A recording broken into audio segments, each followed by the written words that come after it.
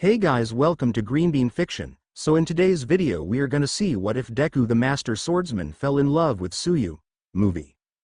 Before starting, make sure to hit that like button and subscribe if you are interested in MHA fanfictions. This story is Izuku's The Quirkless Savior by Wolf-sama 8. Now without wasting any more time, let's dive in.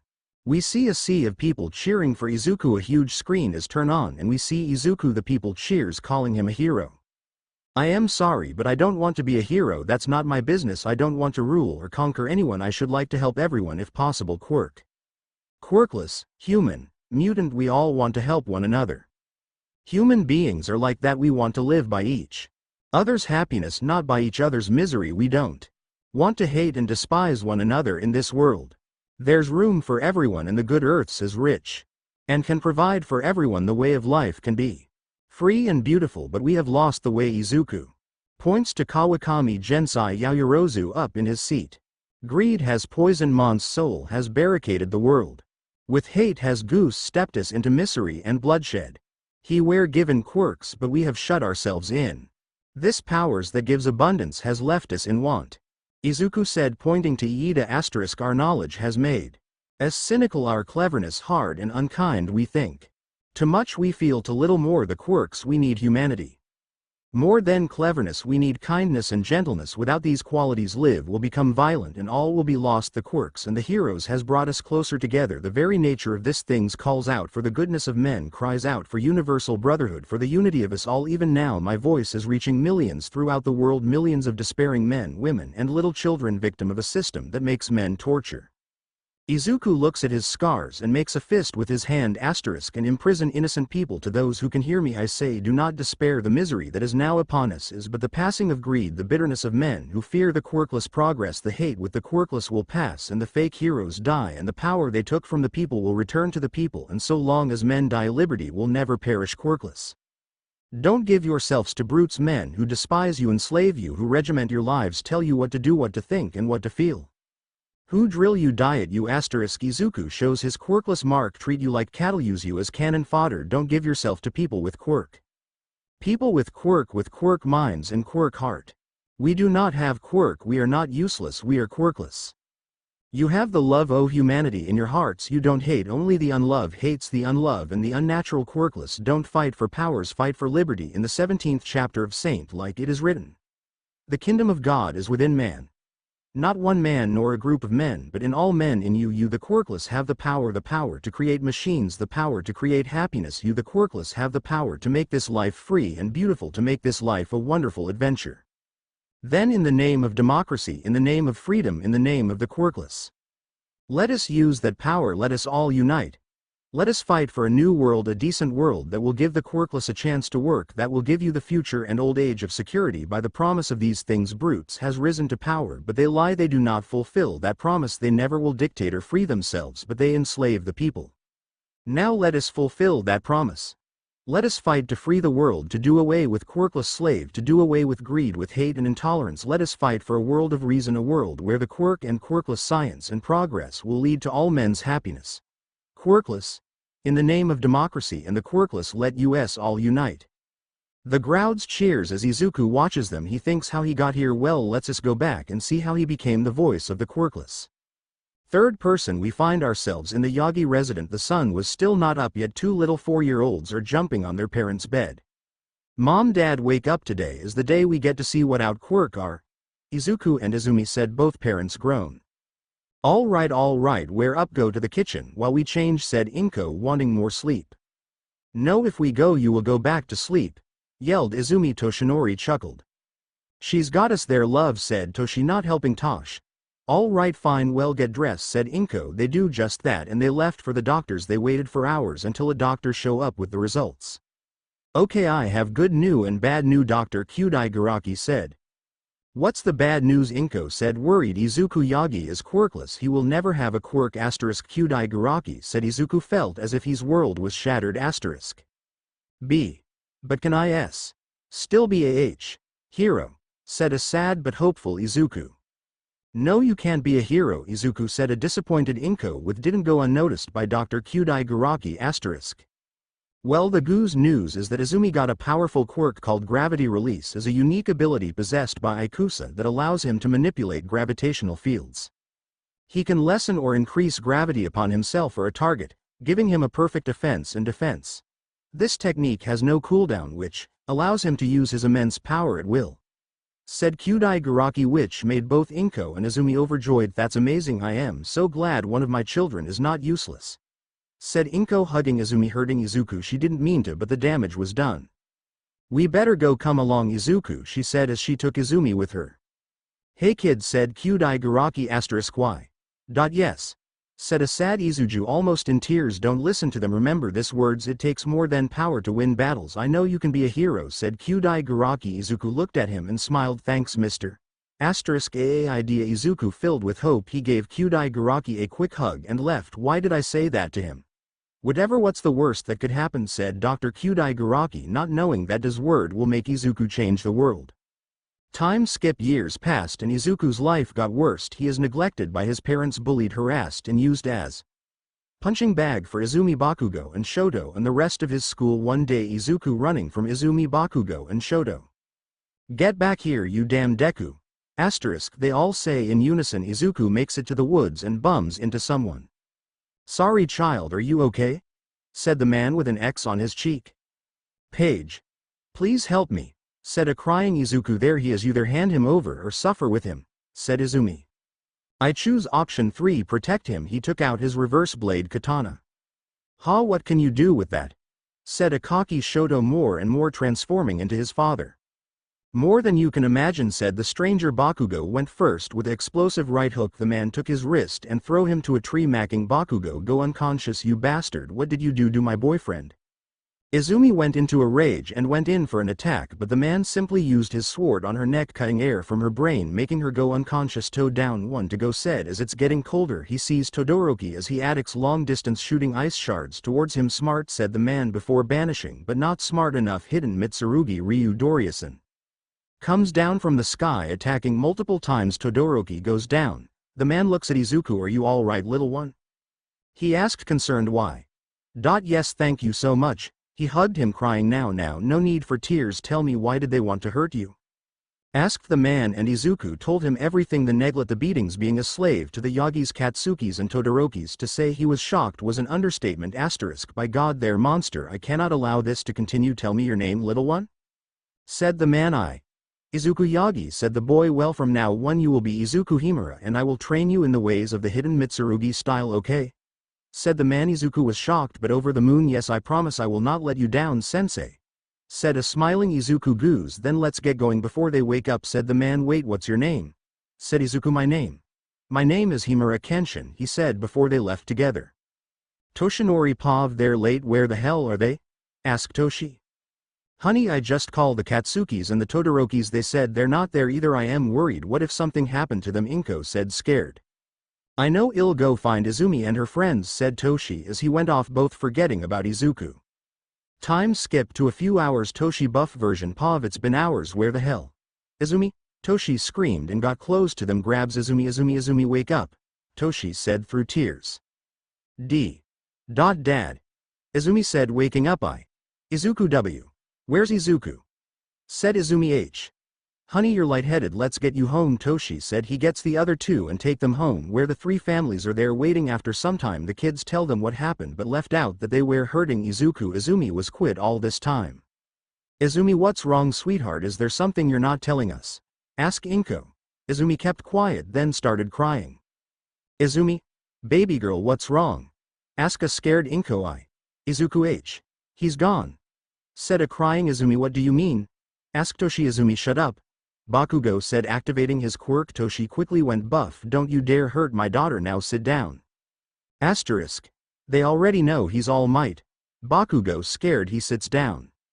Izumi, talk now, said Inko, serious, and with that Izumi told them everything, the bullying, the punches, the hate. Everyone was shocked, but that shocked was quickly turned into guilt, sorrow and regret, since they were no better. The ones feeling worse was Inko and Toshi, both thinking of one loving memory of them and Izuku, but none came to mind. Instead, what they got was memories of them treating Izuku like their personal slave. What have we done? They all said in unison. What have you done indeed? They looked at where that voice came from and saw Torino. Torino, how long have you been there? Asked Toshi. Long enough. I heard everything you all did to my grandson. Now where is he? Torino said. They could feel the venom in his voice. *W. We don't know where. Chizing him to use him as a punching bag, but a man stopped us. Said Izumi with her head down. What do you remember about him? Asked Torino. Nothing except he was strong and had an X on his cheek. Said angry Bakugo. How dare she tell them all the truth? This is all your fault, Deku. Thought Bakugo. I see. Well, you guys are the heroes. Get looking. Torino said as he's moving his cane like a bat to Torino and Endeavor are. Right. They both said as they go looking for Izuku. As for the rest of you, it's late. Go to sleep and tomorrow. Oh, tomorrow get ready for hell, Torino said as he left. Everyone in shock. Little by little they left until only Izumi and Inko were left. They both went into Izuku room. What they saw broke their heart more. Inside they saw drawing. They looked like their family photos, only in the drawing there was Izuku while in their pictures there was Bakugo. Todoroki. They both hugged hotters until Izumi fell asleep in her mother's embrace. Oh Izuku, please be safe. I am so sorry. Baby was a horrible mother to you. Please come back. Please be safe. I love you so much. Izumi loves you. Toshi loves you. We all love you. Izuku, please come back to us soon. Said a crying Inko until she slept. Izuku paused few days after he met Kenshin. Me and my master has been walking for days. He told me so much in those few days. Izuku thought. Flashback. Sensei. Izuku asked, still shy. Yes, Izuku? Asked Kenshin. Could you tell me a bit about your past? If you don't want to, you don't have to. Said Izuku rambling, making Kenshin chuckle a little. Is all right, my boy. You told me about your life is only fair I tell you about mine, said Kenshin as he sighed. Before I was Kenshin Himura, I was simply known as Shinta. I was born into a poor Quirkless family in the Quirkless district where we are going now actually. But that's besides the point. Under the given name of Shinta, I lost both my parents at the age of 7. My father was accused of stealing from the Yaoyorozu, even though it was a lie. He was killed to make a message. My mother was killed trying to save me and get me out of the district. As you know, Izuku, once you're deemed as Quirkless, you lose almost all rights as a human and treats us like slaves. On my way to the Quirkless district in a caravan was me other women's who took care since I was a child, but the caravan was attacked by bandits who killed them all. I survived thanks to them. They protected me as long as they could. I was sure I was gonna die until I was saved by my master, a swordsman teacher called Seijiro. Full disclosure, he was a drunk. He renamed me Kenshin since Ken means sword and Shin means heart. I trained under him for a few years, but the yearn to get revenge on the Yaoyorozu was too great, so I abandoned my training and my master. My sword skill soon caught the attention of a person I thought I could trust, a man named Katsura Kogoro, the leader of the Choshu Mafia clan. I was sent to Kyoto and was assigned as the role of assassin. At the time I thought their beliefs matched mine to protect the Quirkless, but oh how wrong I was. Within the first 6 months with them I killed over 100 people with and without quirk. The people called me the Hitakari Badose. At one point I came face to face with a woman named Yukishiro Tomo. Said Kenshin, taking out a photo of her, showing it to Izuku. Izuku could see his new master smile at the picture, but his eyes were sad and empty. At first she wanted to avenge the death of her fiancé whom I killed, but she fell in love with me and I with her. One day I overheard my boss Katsura Kogoro talking to the head of the Yaoyorozu family, Kawakami Gensai Yaoyorozu, Momo grandfather, that he wanted me dead and paid top dollar for my head. Katsura agreed. Me and Yukishiro ran away from the Choshu Mafia to live a normal life as a married couple in a remote village where we were happy for a few years, but all good thing comes to an end. One day my love was caught by my former boss Katsura Kogoro. He was angry that I left with her and betrayed him. She realized that they used her as bait. Since she was my weakness I ran to find her, but I was ambushed by Choshu's men. I was able to kill most of them, but I was blinded by my rage that I didn't see one of these bastards used my Tomo as a shield and I killed her along with him. Kenshin said as he can still remember the day of his worst mistake, a day he will never forget. Before she died she made me promise to never kill again, and this X on my face so I would never forget her and the love we shared for so long. After that I became a ronin, a wandering samurai without a master, and I swore to keep her promise to never kill again. I was a wanderer for 10 years where I found a soul as lost as mine. My replacement and Katsura Kogoro new right-hand man. Makoto Shishio, or what was left of him. You see, my young apprentice Katsura Kogoro is a cold man. Once you outlive your usefulness, he kills you, and that's what he tried to do with Shishio by burning him alive, but he lived, but was completely burned, full of hatred, pain, and revenge. He went back to Katsura and killed him and the whole Choshu Mafia clan, but he was not satisfied yet. He wanted to fight me to prove to our former boss that he was superior than me and any other men alive. We fought for 7 days in the mountains until we collapsed due to blood loss and exhaustion. Somehow we survived. When we woke up, we saw our swords both mixed with our bloods. After that, me and Shishio decided to work together as brothers. We left society and went to live and train in the forest.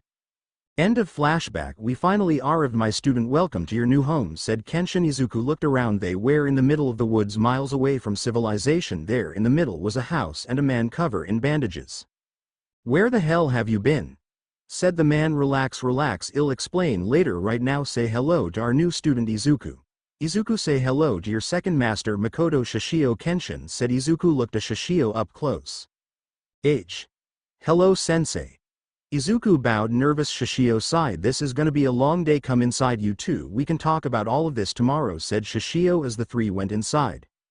Izuku paused. Few weeks after the last chapter, we see Izuku on the porch writing on a journal. I've been here for a few weeks and it's been hell, but the good kind of hell, if that makes sense. I've been training all this time and I can feel myself getting stronger. Master Kenshin is so kind and loving to me. He's like the father I never had. Then there's Master Shishio. He's interesting. He doesn't talk much unless to tell me what I am doing wrong. I want to ask him more about his past, but I am afraid. But today is the day. Sensei Kenshin is off for a few months on a meditation mission, or as Shishio said, waste of time. So Sensei Shishio will train me. Izuku writes. Hey brat, stop writing and get down so we can start, said an impatient Shishio. Right, said Izuku as he ran to his master. What are we gonna learn today, sensei? Asked Izuku. Jump good, simply said Shishio. Jump good? Asked Izuku. Jump good, Shishio said again and places rocks on Izuku legs, arms and back a la Samurai Jack. Master W. Y. Asked a struggling Izuku, barely standing. Simple. While Kenshin is gone, I am gonna train you to be stronger, faster, and more importantly jump good. Now let's get a move on. If you can last all of this, I'll tell you about my past, since I know you're dying to know, Shishio said, already walking. Wait up, Izuku said, struggling to move. Hurry up, I am not slowing down for you, twerp, Shishio said, not even bothering to look at Izuku, just kept walking. Time skip. Kenshin comes back. Oh god, I hope Shishio didn't kill Izuku, Kenshin said with a sigh. I am home. Shishio, Izuku better be alive, oh so help me god. Kenshin said. Wow, relax, he's fine, Shishio said, defending himself. Fine, why the hell does he have those rocks on him? Kenshin said, pulling out his sword. Training. Now that you're back, let me show you his progress. Izuku. Time to take those rocks out, Shishio said. Oh thank god, said Izuku, crying anime style. Shishio sighs and takes out the rocks. Okay Izuku, jump and save me from Kenshin breaking his promise on me, Shishio said, chuckling. Have kidding. So Izuku does just that. He jumps good. He can fly? Asked Kenshin, shocked. Both Izuku and Shishio said no, jump good, and they laugh, Kenshin looking at them like they're crazy. Time skip to nighttime. Master Shishio, don't forget your promise, Izuku said with stars in his eyes. God damn it, fine, just stop looking at me like that, Shishio sighs. Okay, where to start? I was born in a rich quirk-filled family. Unlike you and Kenshin, I do have had a quirk. I was able to control and make fire at will. I was loved by my family and friends, was extremely popular. I was pretty good looking, if I too say so myself, he chuckled. And had a girlfriend I treated like shit. Honestly, I was a complete douche. I thought I was better than everyone else, that I was untouchable. Boy did I pay the price for that, he chuckles looking at his skin. I had everything until one day I took it too far. I told my girlfriend, a quirkless girl named Yumi, to jump off a bridge and pray she gets a quirk in the next life. She did just that. I can still see her in my nightmare every time I try to stop her, but I can't. Shishio took out a photo of her and showed it to Izuku. Anyway, I am getting off topic. When my parents found out what I did, they disowned me and gave everything to my younger brother. They kicked me out and told me never return. Can't say I blame them for that one, but at the time I was furious and wanted revenge. That's when Katsura Kogoro came into my life. He promised money, power, revenge if I did what he asked. Like an idiot, I believed him and became his dog. For years I was his killer. I lost count how many people blood were in my sword, until one day he asked me to kill Kawakami Gensai Yaoyorozu wife Ultimisha Yaoyorozu. She had a demon quirk. I almost died, but I killed her. In the end I went to the base only for my Katsura Kogoro men to beat me up and for him to betray me, making me take the fall for killing her. I was too weak to fight back for too long and they hold me down. I remember Katsura saying, "Now that you did what I asked, I have no more use for use. Before I kill you I am gonna make your final moments hell." He injected me with a serum that takes away quirks and I felt like my blood was on fire mixed with acid. After that he burned me alive. I can still hear him laughing to this day, but as you can see I lived fooled by my hatred, by my pain, by my revenge against him and the world I lived. I went after him, tied him up and made him watch as I killed every last one of his men. And what does he do? He laughs and said to me, "You're strong, I'll give you that, but you will always be second best. I had another right-hand man before you, he was 10 times stronger than you will ever be. His name Kenshin Himura. I killed him after that the same way he tried to kill me and left in search for this Kenshin. When I found him I told him who I was and what I wanted. To my surprise, he agreed, since he knew if he said no I would have killed the innocent. We went to the mountains. We fought like two barbaric wolves, hungry for the other's flesh, for 7 days straight until our last blow knocked us unconscious. While I was out I saw Yumi. I was on my knees and asked for forgiveness and she gave it. She had a heart to pure for this world. She told me she will always love me and ask me to never kill again. I promised her. Then she hugged me and it made me feel like she will always be with me. That's when I woke up. I was Kenshin awake too. I told him I give up and surprisingly he asked me if I wanted to stay by his side as a friend and a brother since we both went to similar pain. I agreed. That's when we saw our swords they wear mixed with our blood. You know the rest. We built this place and now I am one of your masters. Shishio finished. To say Izuku was shocked would be an understatement. Sensei. Izuku tried to ask, "Kid, it's late and I am tired. Go to bed. You can ask me more another time," Shishio said as he left Izuku's side and went to bed. Few years later Izuku has 15. Izuku Pav. We see Izuku, Shishio and Kenshin walking. "Masters, are any of you gonna tell me where we're going?" Izuku asked, tired since they made him carry every for the 10th time. Twerp. "No, now shut up, we're almost there," said Shishio, losing his patience. "You said that 3 days ago," said a tired Izuku as he threw Shishio Bacl right to Shishio's face. "Why, you little," screamed Shishio, being stoked by Kenshin. Now you two were here," said Kenshin while thinking. "Still think meditation is a waste of time, dumbass." Izuku looks around. They made it to a mountain. "We walk for a week to get to the mountains?" asked Izuku as he puts everything he was holding to the ground. "Yes, you see, my young apprentice, since today is your birthday we decided you were ready to learn the secrets of our swords and take you where they were reborn," said Kenshin. "Really?" Izuku asked, excited. "Yeah, Brad, now shut up and listen to Kenshin while I set everything up for the ritual," said Shishio, taking the stuff in the bag and making stuff. "Okay, Izuku, listen and listen good. Our sword are called the Sword of Heaven and the Sword of Hell. Mine is the Sword of Heaven, a sword that doesn't kill. Its power is simple. You can use powerful attack without killing your opponents, but be careful since this is a sword that reflects inward. If you let that hatred you still have for your family, it will be easier for this sword to hurt you." Now for Shishio's sword, the Sword of Hell. When you use it, the fat and dry blood of the victims of this sword will combust in your flames. "Are you ready to accept this gift, my son?" said Kenshin. "Yes, father, I will accept and take responsibility for both the swords," said Izuku. "Good cause. The seal is ready," said Shishio. "The seal?" asked Izuku. "Yes, once you step into the seal both the swords will bond to your soul. Are you sure you want to do this?" asked a worried Kenshin. "Yes, masters, I am ready," said a determined Izuku as he walks. "Good luck, Twerp," said Shishio with a small smile. Izuku walks inside the seal. The ritual begins. The ground starts shaking. Kenshin stand in front of Izuku and Shishio behind him. They both take out the swords and impale Izuku at the same time. Izuku screams bloody murder. The ritual ends. Izuku takes both swords out of his body and passes out. Kenshin grabs him. "All right, now let's heal him fast," said Kenshin, already patching him up. Right, said Shishio as they heal Izuku. Time skip to a week later. Izuku Pav. Izuku wakes up. "I feel like shit," said Izuku. "God, Shishio is such a bad influence," said Kenshin while reading. Yeah, well, I have the swords now. "What?" asked Izuku. Now it's time you make your own journey. You still want to go to UA, right?" asked Kenshin. "Well, yeah, with everything I have I want to be able to save people with a smile and protect everyone, especially the Quirkless like us," said Izuku, determined. Kenshin just smiled. "Okay, then we backed you some cloth and food for your journey. If you go right now you'll have 10 months to train on Musudafu make me proud said Kenshin I will master Kenshin I promise said Izuku getting up about to leave hey twerk. Said Shishio yes she. Said Izuku but was cut off by Shishio hugging him Izuku was shocked give them hell and show them what is quirkless or made you got that. Said Shishio Izuku chuckled you got it master Shishio I will said Izuku hugging back good me and Kenshin will be in Musutafa by the time AU Sports Festival you better win said Shishio letting go of Izuku I will see you soon masters. Izuku left running smiling determined to get to UA both Kenshin and Shishio seeing him leave smiling. Small time skip to later that night. Kenshin sleeping he wakes up out of nowhere aw crap I forgot to give Izuku money. Now the big time skip Izuku made it to Musutafa.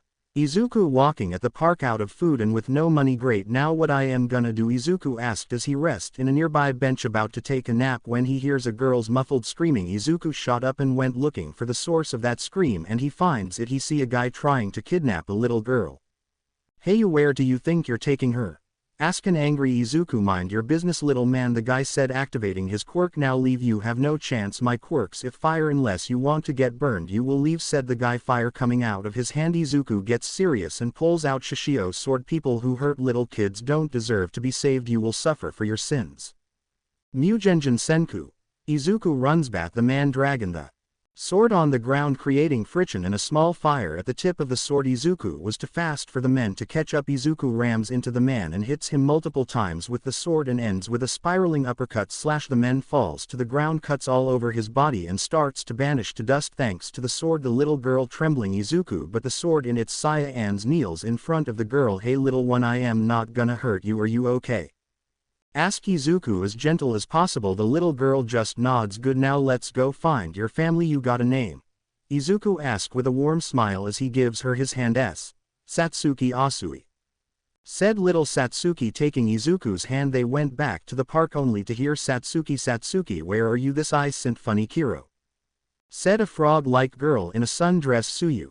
Satsuki went running to her sister hugging her crying Satsuki why are you crying? Said a worried Tsuyu I think I can explain said Izuku coming closer to the two girls who are you? Hiro, asked Tsuyu Izuku Himura at your service you see what happened was. One explanation later. Tsuyu was shocked but so happy her sister was safe thank you so much Himura-san I don't know how to thank you said Tsuyu no thanks needed I am happy to help said Izuku smiling. Tsuyu paw. Tsuyu blushed looking at this boy he saved her sister and is so kind and cute I want to do something for him please allow me to at least invite you to dinner it's the least I can do said Tsuyu hopping the boy said yes. Izuku paw. Thank you but I am fine. Izuku belly rumble making him blush on second thought I'll take you up on that offer. Said a slightly blushing smiling Izuku. Tsuyu paw. Tsuyu smiled took Izuku and Satsuki hands and took them with her home the only thing on Tsuyu mind being. Dad's gonna have a heart attack when he hears this. We see Izuku Tsuyu and Tatsuki made it do Tsuyu's PS rent's house as they enter. Izuku paw. As I enter this girl's house and see around I see some family pictures. I smile looking at them but it was a sad smile since even after all the abuse I suffer from my blood family there's still a part of me that still wants to be a part of their family. Is everything alright Kiro? Asked Tsuyu I got nervous look at her why? Yes I am sorry got stuck in my own head my way you have a lovely home thank you for inviting me I said as I bow. Tsuyu paw. I saw Izuku so nervous he looks so cute you look cute Midoriya-kun I see Izuku blushing more you. Thank you Asui-chan said Izuku please call me Tsuyu or Sue if you like I said smiling. Izuku paw. I blush Tsuyu looks so cute smiling Damn it masters taught me a lot but they never taught me how to talk to girls. Who are you? Asterisk I look and see a small boy oh hello in Izuku Himura your older sister invited me here what's your name? I ask. Samadare why do you have the swords? Ask Samadare well they're my weapons which I am gonna use to get into AU I say why not use your quirk? Asked a confused Samadare oh cause I am quirkless asterisk I said nonchalantly the look in the Asui kids was priceless how can a quirkless be a hero they're all weak said Samadare I could tell there was a hint of disgust when he said quirkless I sigh expecting more hate that's mean Izuku save me from a man with a quirk I know he can become a hero he already is a hero my hero. Said Satsuki. Much to my surprise she wasn't the only one. She's right Samadare, you need more than quirks to be a hero. If it wasn't for Izuku Satsuki wouldn't even be here, so say you're sorry to Izuku, said an angry Tsuyu. Not my fault that it's true, said Samadare, walking away to his room like it was nothing. Tsuyu pav. I can't believe my own brother would say that. I am gonna give him a piece of my mind until I feel a hand on my shoulder. I look back only to see Izuku smiling. It's fine Tsuyu-chan, a lot of people think like that. It's not his fault. He was born in a world where Quirkless are no more than a slave. That's why I want to be a hero. My dream is to prove them all wrong and give hope to people like me. Thank you for defending me. You too Satsuki, Izuku said with a big smile, making me blush again. Why does his smile have that effect on me? Oh. Okay Izuku-kun, well just while I cook dinner I said. Izuku pav. Nonsense, let me help, that way it will be done faster I said, waking with her to the kitchen where we start cooking. Well, I start cooking while Toos watches. I wonder why. Thought Izuku as he's cooking like Food Wars. I put everything on the table. All right, food's done I say, looking at them they look shocked. What? Time skip to after dinner. Ganma and Baru made it home only to see Izuku and Tsuyu playing with Satsuki. Who the hell are you and why are you in my house? Asked Ganma. Izuku look at them. Oh hello, I am Izuku. Himura, you daughter Tsuyu invited me, said Izuku. Tsuyu comes close to his parents. Mom, Dad, you see. One explanation later. Third person. Baru was shocked and hugged Satsuki. My baby, I am so glad you're okay. Baru said with tears. Gemma gets closer to Izuku, grabs his hand and shakes it vigorously. Thank you young man, thank you so much. God only knows what would have happened if you was not there said Genma, chalking up. You're welcome sir, Izuku said, thinking, I should be happy for them but why do I feel so empty and jealous? Anyway, it's late, I should probably get going, said Izuku, forcing a smile that did not go unnoticed by Tsuyu. Of course, let me drive you home, said Genma. Hey thanks but no thanks, don't really have anywhere for you to drive me to. Me too, said Izuku. Huh, what do you mean? Asked Genma. I don't really have a home, my family died when I was 4. Izuku said, not really allied for Izuku, his family was dead to him. Oh dear, gasped Baru. I am so sorry, said Genma. Don't worry, not your fault, it'll be fine, I'll see you all another time. Kneels down and pats Satsuki head. See you around Satsuki, don't get into trouble now, said Izuku. Satsuki hugged him, he hugged back and let go only for Tsuyu to hug him. Thank you for saving my sister Izuku, Kiro said. Tsuyu, of course. Tsu hugs back. You said you were planning to go to right? Asked Tsuyu. Yeah. Said Izuku. Well, I am also going to and was wondering if you could train me. Said Tsuyu, thinking. Please say yes so I can spend more time with you. Of course, come tomorrow at Musudafu Beach tomorrow morning to start your training, said Izuku, smiling as he lets go say goodbye to everyone. One last time before leaving he walks to Musudafu and sees his old home. Feeling of hate starting to rise inside of Izuku, he breathed deep a few times before going to the beach and finding a place to sleep, waiting for Tsuyu. The day after last chapter. Izuku pav. I wake up with the feeling of someone shaking me awake. I open my eyes to see Tsuyu. She looks so cute like that, I say instead of thinking, making me blush. Tsuyu pav. I blush. Thank you for saying that. Izuku-kun, Kiro, I said, smiling. So why did you want me to come to this beach? Is full of trash people, dumb. They're junk illegally here, I say, looking around. Simple, my physical training is done for. Oh, but yours not. Punch men in the chest, Izuku said. I looked at him confused, but I gave it all my might. I barely felt it. That's why we're here. You're gonna clean this place up for 5 months. The other 5 months I am gonna train you in martial arts and jumping. Good, Izuku said, the last one with a smirk. I wonder why. Okay, let's do this, I said, determined to make Izuku proud. Meanwhile, with the Yagas. Time back to a few weeks after chapter 2. Quite a bit have changed. Todoroki stopped spending time with Izumi and Bakugo. Bakugo hated Izumi for telling the truth and bullied her, but that didn't last long due to Izumi quirk. And Izumi, well, she's a lot more silent, doesn't talk to anyone but her parents. All Might comes back home with a sad look on his face. Still no luck. Said Inko. No, there's still nothing on this man with an X mark. How Izumi doing? Asked Toshida, transforming. A little better. She's no longer crying herself to sleep, but she still sleeps on Izuku's rooms, if you could call that a room, said Inko with trying not to cry. I can't believe we let our baby boy live like that. All his had was broken or old or both. He didn't even had a bed. He slept with newspapers for a bed. What kind of parents are we? She said, crying. Toshi comes and hugs her. I know how you feel Inko. I remember all the times I hit him every time he begged me to stop and it went on deaf ears. I don't deserve to be his father. Hell, how can I call myself a hero after this? They hug each other for a bit and Izumi comes down. Mom, Dad, any luck?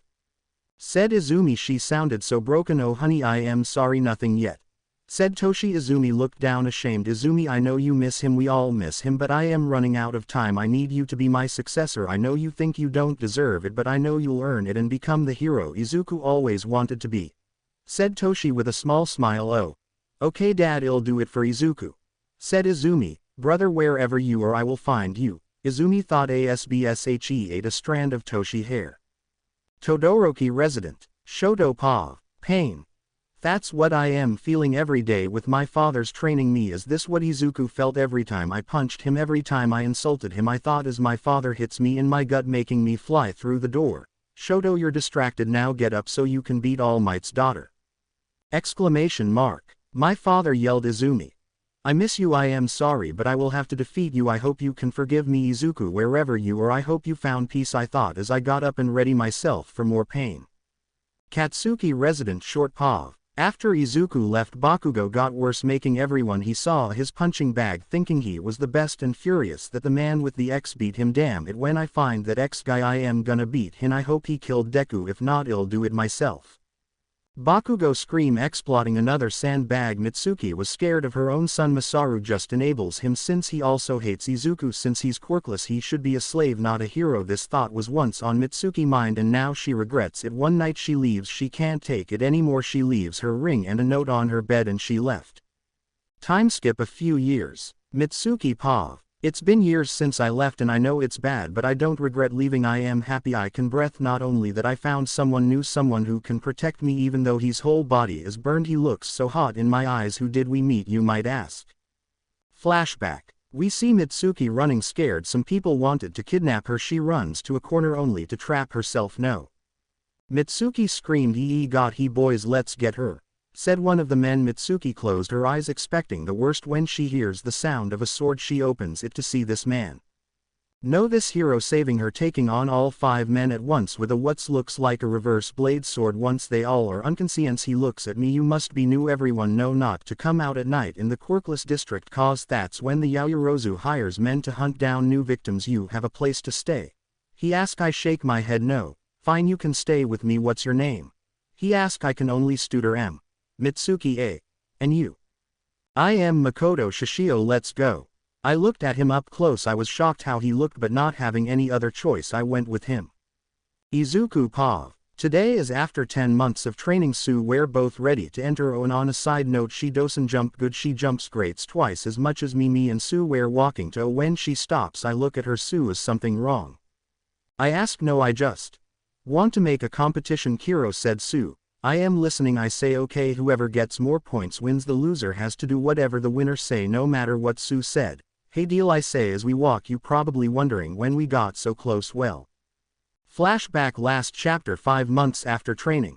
Tsuyu Pav. I am on the ground panting for dear life after fighting Izuku. This boy is a monster. I couldn't land a single punch. I hate you, hero. I say. Oh come on, it wasn't that bad. You did better than I expected, he said. Liar, I shot back. Okay, yeah, you rely on your mutation way too much for Con 4. You need to learn this now. Come on, we're done for today, he said. I get up, take his hand and drag him with me. Where are you taking me? He said. A date you owe me for almost killing me, I say with a slight blush. Oh, that's fine. Wait, a what? Degree per degree, he scream. I smirk and keep walking. 3D Pav. Tsuyu took him home, so she changed Izuku sitting on the couch. Samadare got out of his room, sees Izuku and give him the stink eye. Izuku Pav. What are you doing here, Quirkless? Said Samadare. I just sigh and smile and hello to you too. Samadare, how are you? I say. I asked you a question, answer me, you damn Quirkless. He said, getting mad. I just stayed calm and kept smiling. Oh, nothing, just waiting for your sister to go on a date. Asterisk, I say before he can explode. Tsuyu comes down. Okay, I am ready, Kiro. I looked at Tsuyu, shocked. You look stunning. I say, almost breathless. I see her blush. Thank Kiro, Sue said, smiling. We were about to leave when Samadare stoked us by blocking the door and said, Tsuyu, in no gonna let you go out with this quirk. Sue simply wrapped her tongue around him and moved him aside, and we left holding our hands, me chuckling along the way. We make it to a little cat cafe shop and sit down and order. We start having a lovely conversation, our hands never letting go. We finish our coffee and head outside, and that's when I hear her Izuku. I look back and see my mother Inko. We both just stand there for good minute. Second she step toward, I panic and run, still holding Tsuyu. Izuku. I hear my mom yell, but I am too scared to stop. I just keep running until I lose her, me and Tsuyu out of breath. I am shaking, almost crying, remembering everything. Tsuyu saw his and hugged me even though she doesn't know what's going on. We stay like that for 30 minutes until I am calmed down enough to talk. Thanks Sue, I barely stammer out. Of course Kiro, but who was that? Why did all this? She said, clearly worried about me, making me smile a little. I sigh. Remember when I said my parents were dead? I ask. She just nods. I lied. When I was diagnosed as quirkless, my family changed. They started treating me like a slave. My twin sister on the other hand treated me like a punching bag. She wasn't the only one. Her two friends Bakugo and Shoto did the same. Hell, my parents treated them like their son more than their actual son. I say, tears straining to run by my cheek. Hell, they took them on vacation while leaving me with barely enough to survive. Some night I starved because they didn't give me any food. One day though I had enough and tried to defend myself. My sister and her friends lost it and went on my full force. They were ready to kill me. I ran into the woods. I fell. I was ready for death when my savior came. After that he basically told her everything that happened on the previous chapters. After he finished, Sue just hugged him and took him to her home. Tsuyu Pav. You can stay with me and my family for a while. You need a real bed and shower, not the sand and the ocean. He chuckles and I smile a bit. We made it home where I let him to the guest room so he can sleep. I look at him. His face had a sad smile. He looked so broken. I hurt me seeing him like this. Knowing the truth, I want to help him. No, I will help him. Kiro, damn it, too, said in her mind, determined. End of flashback. Izuku Pav. After that, Sue was with me every day to make sure I was okay. We became closer and I developed feelings for her, but I am too scared to say it to her. We stop walking and look at the gates of we're here. Me and Sue say at the same time as we walk inside. Inko Pav. Few hours before the last chapter. I am walking home after another day of looking for Izuku. I miss him so much. Every day my pain grows more and more, but I know this pain is nothing compared to what No, I don't have the right to call him mine. This pain is nothing compared to what Izuku went through. I sighs and stop outside of my home. I don't want to go there right now, I say to myself as I kept walking to no directions in particular. I kept thinking of just one good memory I have of only Izuku, but there's nothing. I left my boy alone in this cruel world. Please Izuku, be safe. I say. I made it to the cafe. The door opens and I can't believe my eyes. It's Izuku. Izuku. I say, my voice broken and shallow. He looks at me and I can see the fear in his eyes. We don't move for a minute. I move one step forward and he grabs this girl and runs. Izuku. I scream as I run after him, but I lost him after long. I begging to cry. I don't know if it happy tears cause he's in Musutafa or DSD that he got away, but he's here. I make it as fast as possible home. Toshi Izumi. I scream. They come as quickly as possible. Mom, what is it? Calm down. My daughter said. Izumi, right dear, take some deep breaths. My husband said, and I don't give a shit. Fuck the deep breathing, Toshinori. I say, both shocked that I cursed. I saw him. Izuku, he's here. I scream. They both looked at me shocked at my statement. What? They both scream as I explain what happened. We all get exited. Me and Toshi try to leave, but Izumi stops us. Izumi Pav. Stop. I scream. The both look at me. Honey. Move, we gotta find Izuku. Dad said no, if we do we'll just run away again. He came back to go do I just know it. We will wait till then and then talk to him. I say. The both look down sad, but they know I am right. We hug each other, crying a little that Izuku is back. He is so close and yet so far. It will take so much for him to forgive the mistakes that we made. We go to our rooms. I go to Izuku room now with a bed, and it actually looks like a room, and I grab my favorite of Izuku's photo drawing. The original picture is one of me and Katsuki hugging, but the drawing is one of Izuku and me hugging. I collapse on the floor crying, hugging the picture, happy that I will see Izuku again. I will not stop until I have his forgiveness, I think as I go to the bed, kiss the drawing and fall asleep. Toshi Pav. I am working an all-night shift today in patrol only. I am really looking for that quirk. For my son, what the hell KS wrong with me? I was quirkless. Why do I still feel disgust at Izuku for something out of his control? Deep down I know the reason, because I am weak. Every time I look at him it just reminds me of all the times I was beaten, all the fail rejections, all the insult, being a fucking slave to does damn Yaoyorozu family, and until Nana saved me. Nana. She would be ashamed of what I did to Izuku. She must be rolling in her grave for all that I've done. Please forgive me, master. I promise I will find Izuku. Toshi, Izumi, Inko, Pav. I will find you and will not stop until you come back to us, they all say at the same time. Time skip to the entrance exam from the last chapter. Izuku, Pav. As we're walking to the entrance, Tsuyu stops me. Izukiro here, said Tsuyu as she gives me a mask. Just in case people from your past come, I know you're not ready to meet them yet, Tsu said as I put it on. Not bad, thanks, Tsu. I love this mask. Yep, I sure do love this mask. We should get going, I stammer. I hear Tsuyu giggle. She knows what I wanted to say. I sigh as I walking. I hear him. Out of my way, you fucking extras. A real future, no. One hero coming. TRHOUGH. I hear Katsuki say. I grab Tsu by the waist and pull her closer to me so she doesn't get near him. I blush. Tsuyu blush, but we don't want to let go, Tsu. I say, taking of my mask, about to kiss her. Final warning, 5 minutes till the exam starts. Asterisk, a voice said. Tsu grabs my hand. AMD takes me. They're both not being able to look the other in the eye after the writing part. OT the exam. We make it to the main hall where President Mike is there. HELLOOO listeners, welcome to the O entrance exam. Can I get a YEAHHHHH? Asterisk, everyone was quiet. Tao knew what I was thinking. Izuku, no, don't you dare, she said, but it was too late. Yeah. I say. Everyone looks at me. I look at them with a death stare that makes them look away.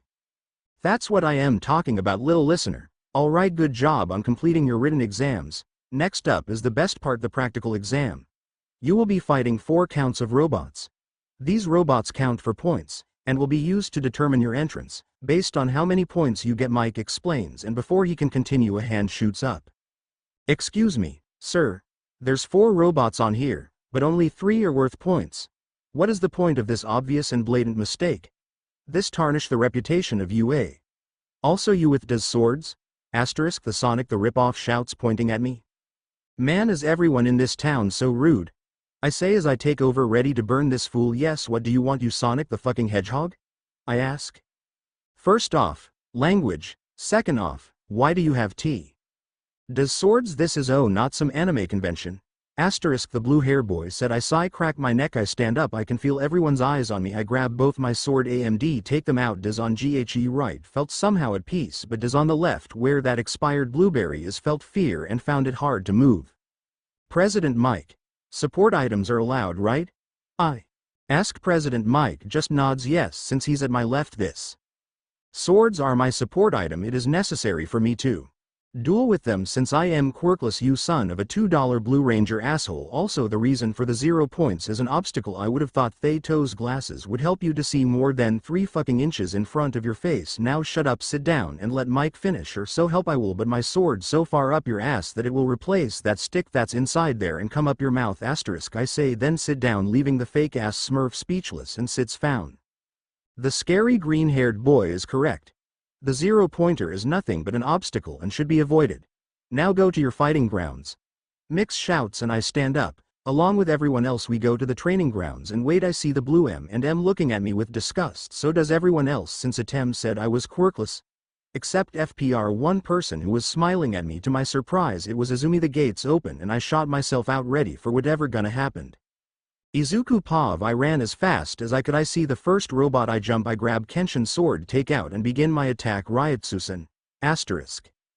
I say as delivered my attack from above, targeting the head of the robot, causing it to break from the pressure. I jump out of the way as the robot explode. I am too busy to notice, already going for my second robot. Meanwhile, the teachers looking at the event. This year's batch looks promising, said few R-rated heroine. Midnight. I agree. Replied the principal, a mouse dog bear mix or something. Asterisk, Nezu, don't you think it's about time for you know what? Asterisk, the tired hero Eraserhead said to Nezu. Asterisk, a few more minutes, said Nezu. Meanwhile, All Might and Inko looked at their daughter with pride in their eyes, expecting her to be first on the charts, but to their shock she is second, and by a large margin. Look at the green hair boy with the mask. He's destroying robots with that sword like it's butter. Another teacher said this caught the attention to the Yagas and looked straight the screen. What's his quirk? Ask Eraserhead interested. Let's see, his name is Izuku Himura and... Wait, this can't be right, said Nezu. What's wrong, Nezu? Ask Almighties. He's Quirkless, Nezu said, shocked and impressed that a Quirkless boy could do such thing. He sees the swords, then it hit him. Wait, Himura. Holy shit, said Nezu, said, dropping the papers. What the matter, Nezu? This time Inko asked. I got a call a few days back from a legendary Ronin vigilante, Himura Kenshin, a skilled warrior that can even take down the most fierce of quirk enemies like it was nothing. He said to look out for a green hair boy cause he's his successor. Nezu said. They were all shocked. What does he look like? Asked Aizawa, even more interested in this kid. Nezu gave them a picture of him. Inko and Toshi mouths were open as tears start streaming from their eyes. *A. An X on his cheek, that means that Mask Boy is in the exam. Another robot bites the dust as Izuku jumps to a building. -199. That should be enough, said Izuku to himself. Out of nowhere the ground starts shaking. That must be the 0-pointer, Izuku said as he looks at the great beast. When the 0-pointer comes out, the other examinees running away scared. How pathetic, Izuku said, serious. Izuku took a deep breath and screamed loud enough for the other examines and teachers to hear me. Look at all of you running away, and you expect to be a hero? A real hero fights till his last breath. Fight even though he know he's gonna die. If this was a real villain, would you run away? Would you let innocent people die just because you're not strong enough? You all make me sick, Izuku screamed as he went for the robot. He heard someone scream for help. He looked and it was Izumi, stuck under rubble, too weak from using one for all too much, and the 0-pointer heading for her. I ran to her and took her out of the rubble. I didn't have enough time to take her out safely. No other choice. I take out both swords. I jump screaming my ultimate technique *Doriasan. I attack with a powerful sword slash from both swords. Shishio sword completely on fire, making the slash even stronger. Dust was everywhere. When it settled, the robot was in pieces. I kinda crashland on the ground with my mask completely broken. The last thing I see is Izumi running towards me. Time skip a few hours. Recovery girl office. Izuku Pav. I wake up slowly. The white light hurts. Who thought? Hey, where should the light go? Hey, right under the patient's eyes. I groan as I get up, check my face to feel no mask. Fuck, I say fucking Ted Izuku Himura, or should I say Izuku Yagi, said Aizawa. Izuku Himura, I am not a Yagi, haven't been for a long time. I say your parents told me you ran away but didn't tell me why. Care to give me your SKDE of the story? Ask Aizawa *, not really SLL. I am gonna say is this: if a boy is born to a family full of quirk and he's quirkless, how do you think they will treat him? I say, looking directly into his eyes. I could see the fear in them, thinking of the possibility of that. Whatever you're thinking, it happened except for rape. They loved hitting me but hated any other form of touching, so I guess I should be lucky for that. I chuckled. Anyway, you got a perfect score on the writing exam and beat the record from the physical exam. There's you're gonna be in this school in my class, Aizawa said. I smile. After so long I am one step closer to my dream to be a reality. Thank you, I say, breathless. It feels like a dream. Sure, your family is out there. They want to see you. Want me to let them in? Ivaza say, and I sigh. Let's just get this over with. Let them in. I say. Aizawa leaves as my blood family comes in. Izuku. Inko said in tears, hello, Mom. Third person Pav. Bloody bones, broken vision getting blurry. This is how Izuku Himura was in one of the corners of the ring, his ears ringing, blood also coming out of it. Final warning, Izuku, can you continued? Yelled Midnight. Hold just a little while longer, Izuku said, struggling to get up. Hold on just a little while longer, Izuku sang louder. The people with quirks thinking he's crazy as he is now up and singing hold on just a little while longer. Izuku sang, getting into fighting position. Everything will be alright. Everything will be alright. A quirkless girl got up from her seat and started singing with Izuku. Fight on just a little while longer. Fight on just a little while longer. More and more quirkless people got up from their seats and started singing pray on just a little while longer. Everything will be alright. Everything will be alright. Sing on just a little while longer. Sing on just a little while longer. Sing on just a little while longer. Everything will be alright. Everything will be. The quirkless got quiet as Izuku's fight is finished. Izuku last words being alright. 3D person Pav. There they were, the four of them together after years apart. The Yagas sitting on THR chairs while Izuku was still on the bed. Nobody knew what to say, Izumi being the first to speak. So, you've gotten stronger. You got over 200 points, beating even Dad's old record, Izumi said, trying to lighten the mood. Wait, what do you mean Dad's old record? Did he come to O? Izuku asked. The Yagas were confused until guilt sets in. He wasn't there when I told them. For I thought Izuku, my boy. Toshi tried to say, don't even think of calling me yours, don't misinterpret my calm demeanor, that I forgot all the pain you all caused me, the scars both physical and mental you've given me for the first 7 years of my life, Izuku said, serious. The Yagas looked down ashamed. R. Write my apology, Izuku, you see I was in OO as well since. And then Toshi told Izuku his secret. Wow, so you're an even bigger hypocrite than I thought. You wear Quirkless just like me, so tell me, Toshi. Toshi flinched by the venom when Izuku said his name, but his voice was still calm. Was your childhood somehow different from mine? Did people just treated Quirkless better when you were a kid? Izuku said. No, I suffered the same pain you did, only mine weren't caused by my own family.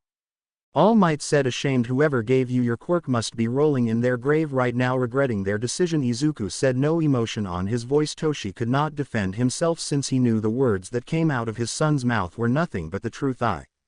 Izuku, I know and I am sorry will never be enough to forgive for our actions. I know that what we did was unforgivable. We have no right to call you our son or brother, but please, all we ask is a chance, just one chance to make up for what we did, to try to be a whole family. Once again, Inko said, crying. Izuku's eyes softens a bit. His mother looked so broken he could tell she was heartbroken. When he left, he sighed. Izuku, Pav, one guess you win, I'll give you all a chance, you lose you leave me alone, deal? They all agreed. When is my birthday? They got quiet. January 11th. Asked Izumi, as I got up last time I checked, I am not your hot and cold boyfriend, I say, my eyes hardening. April 20? Asked Toshi, I made my way to the door, I am not an angry little bitch with a god complex. Inko, last chance, my birthday, I say. Inko got quiet, looking at the ground as she start crying. I sigh, that's what I thought, leaving the room, about to close the door when I hear it, July. I open my eyes, surprised, looking at Inko, who was crying but smiling. Your birthday is July 15, 2005 at midnight. You were the cutest baby in the room. When they gave you back to me, the first thing you did was smile and giggle. I look at Inko. Mom. I don't know what to call her. Tears start coming down my face without me realizing it. Inko comes closer and hugs me. I slowly but surely hug her back. I still can't forgive you. I say, I know. Inko said, but this was a good start, I whisper, but she heard me and smiled. Small time skip, still in the room. The Yagas and Izuku were talking. Izuku telling them what he did while he was gone. When the door is slammed open, Izuku. They hear someone say with so much venom in their voice. Izuku gets scared. Izuku, Pav, oh god, Tsuyu H. Hey. Isya, forcing a smile. What is this I hear of you beating a 0-pointer and crash landing on the ground? Tsuyu said, getting her tongue out. It looked like a snake ready to attack its prey. I tried to escape, keyword try, but it was too late. She bitch slapped me with her tongue so hard. I regret training you with the tongue. I say, in so much pain. Tsuyu, Pav, hello. I am Inko Yagi, who are you? I hear someone say. I look and see a cute short chubby woman. I am Tsuyu, Asui, this dumbass girlfriend. He's been living with me for a few weeks. Kiro, I say. The look on their face was amazing. Who are the rest of you? I ask. I am Izumi Yagi. So you're the bi. I try to insult her. Tsuyu, behave yourself, Izuku said. I sigh. So you're the girl that bullied my boyfriend Kiro? I ask. She looked ashamed. Yes. I look at the men. Toshinori Yagi, and yes, I am the man who tortured Izuku, and I regret it. We all regret it. He said. They all looked down, not brave enough to look me in the eyes. Well, me and Izuku need to go. My dad is waiting for us. Come on, Izuku, I say as we leave. Izuku stops for a minute and looks at his blood family. Ill, right, do you guys see you later? He said, leaving with me. I could see the Yagas smiling a bit. I sigh and look at Izuku. You're too good for your own good. Also, you're taking me out on a date for almost giving me a heart attack. Kiro, I pinch his cheek and Izuku chuckled. Yeah, of course. He said, smiling. I sigh, grabbed his hand and took him home with me. I see my parents worried. Mom, Dad, what's wrong? I ask. Your brother Samadare still not home? We're getting worried, said my mom. Then there's no time to waste. Ganma and Beru, grab your car and start looking for him at his favorite spots. Tsuyu, stay here in case he comes back. I'll go look for him on foot. Izuku said. I was shocked. He was so determined to save Somin, who insults him every day. We all agreed and they went of. I just hope he's all right. Izuku, Pav, it's been hours, still no luck, but I can't give up. The Asui gave me a place to stay. I need to pay them BACL somehow. As I say this, I stop at a bus stop and sit down to catch my breath, only for a phone to ring. I'm curious. I grab it and answer. Hello. I ask, why hello Izuku. Himura, it's a pleasure to finally speak to you. The man on the phone said, who is this? What do you want? I ask my straight to the point. My name is Katsura Kogoro. Maybe you heard of me, he said. I am shocked. If you so much as touch a hair on the boy, I'll make sure to finish the job my master did. AMD, make sure you stay dead this time. I scream. He just laughs. Oh yes, you will make a magnificent plaything. Now I would watch that. Done with me boy, I am the one with the boy and we both know I have no problem killing him, he said. I sigh furious as I say through my teeths dash what do you want? He chuckles. That's more like it. I want to play a game with you. Win and I'll let the boy go lose and we'll. Izuku hears something snap and Samadare screams. Samadare. I scream scared. Oh relax, that was just his little finger and at 4x you're on the other side of town. A normal person it would take almost an hour to make it here, but you Onlu have 15 minutes. Don't be late now. He hangs up. Son of a bitch, I say as I run as fast as I can. I make it with only seconds to left. Why break open the door? Samadare. Izuku heard the muffled screams, looks up and sees Samadare tied up in the ceiling. If the ropes break he will die, and not fast. No, he will die slow and painful death. Katsura said. I look around but he's nowhere to be seen. Where are you? I scream and a man comes out from the shadows. I don't even let him explains. I go straight into an attack, taking out the hell sword. Swordsman.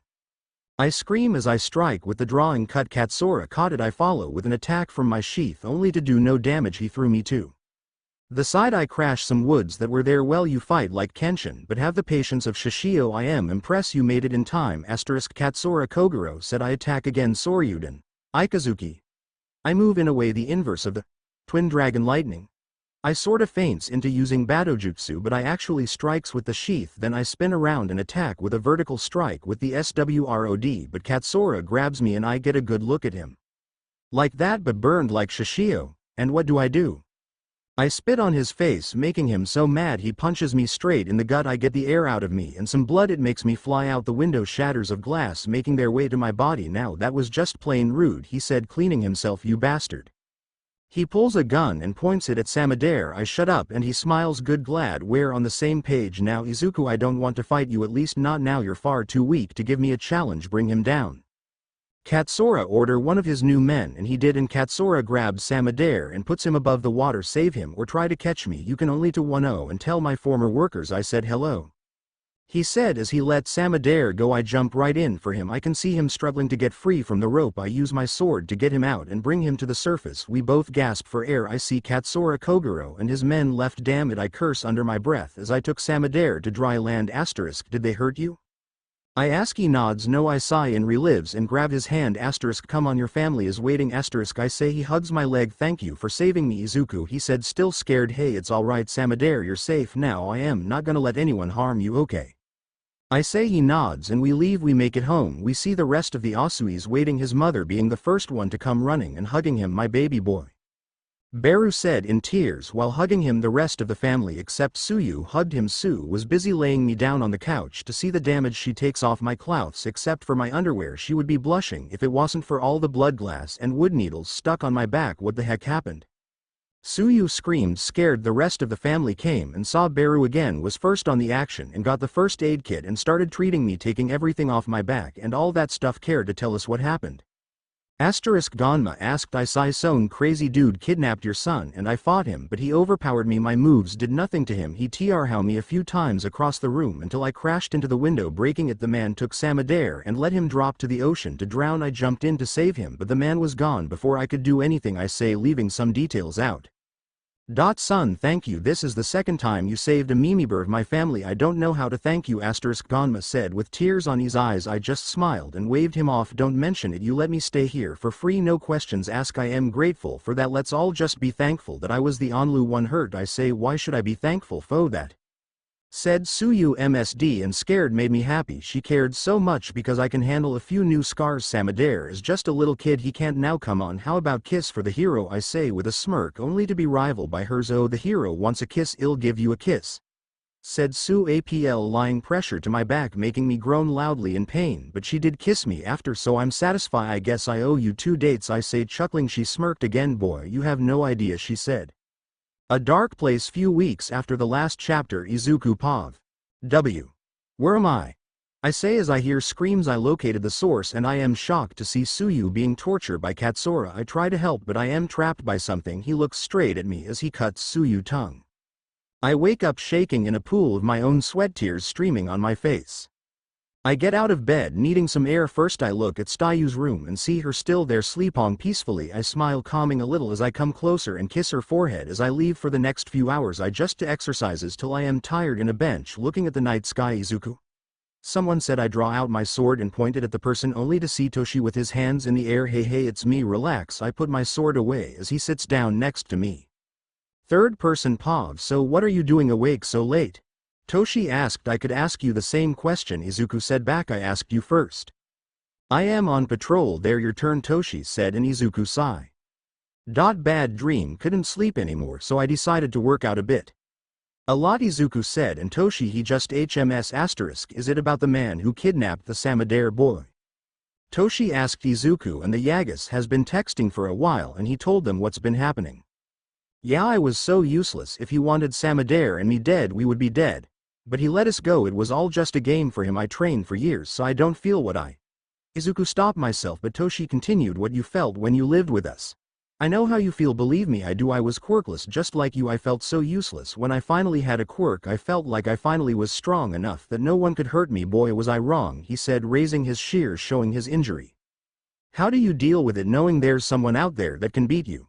Izuku asked. Toshi just looks at the sky. I remind myself that even though I am powerful I am only human, Toshi said. He looked at Izuku and knew it wasn't enough. He sighed then chuckled. You're not gonna believe this, but when me and Inko were good parents you used to fit right here in the palm of my hand. No joke, I would hold you up and say to you, mother, this kid is gonna be the best kid in the world. This kid is gonna be better than anybody ever knew, and look at yourself, you grew up good and wonderful. I regret not being able to watch that growth.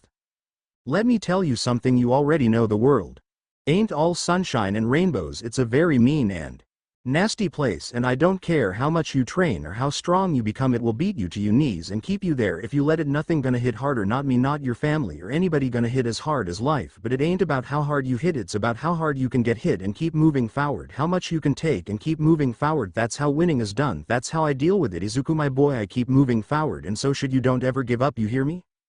Toshi said. He saw Izuku smiling a little. Yes sir, he said as the sun was coming up, and thanks, Izuku said, trying to say dad, but Toshi just patted him on the shoulder. You don't have to say it my boy, I know I still don't deserve it, but I hope you can start to trust me. After this I will always be by your side no matter what, you hear me?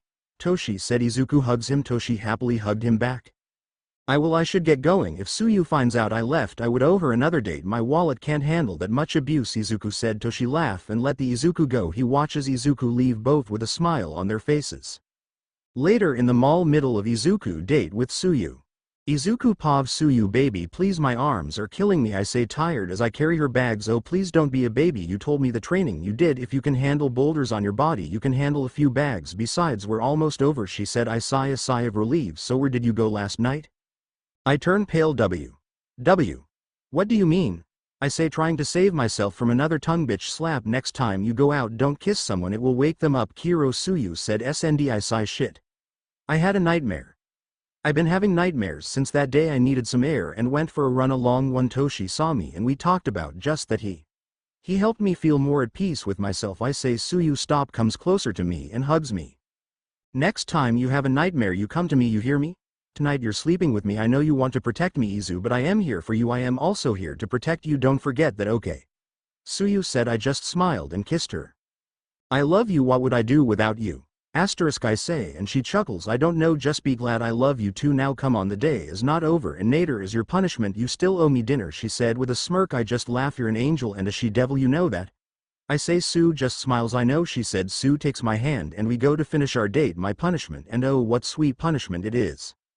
Izuku Pav. I woke up and see Tsuyu there. I smile. For the first time in weeks I was able to sleep peacefully. I wake Tsuyu by kissing her. Babe, we gotta get ready, tomorrow we started. Oh, I say. Tsuyu groans. Karu, 5 more minutes, she said, and I chuckled. My baby is not a morning person. Fine, I guess if you want, wake up. I won't be able to take you on our date, I say, smirking. She jumps out of bed, hopping to my lap. Nice try, Kiro, but you're not saving yourself that easily. Now come on, let's get ready, Tsuyu said as I went to my own room to get ready. Time skip to next. Later that day, Izuku and Tsuyu walking home after their date. Tsuyu hugging Izuku arm as I am holding her jacket. Asterisk, that was a really bad movie, said Tsu. It was good, you were just too busy kissing me, Izuku said back, making Tsuyu blush. Shut up, I chuckled. Then I hear him. Izuku. I look and see one of my tormentors, Shoto Todoroki, with bags.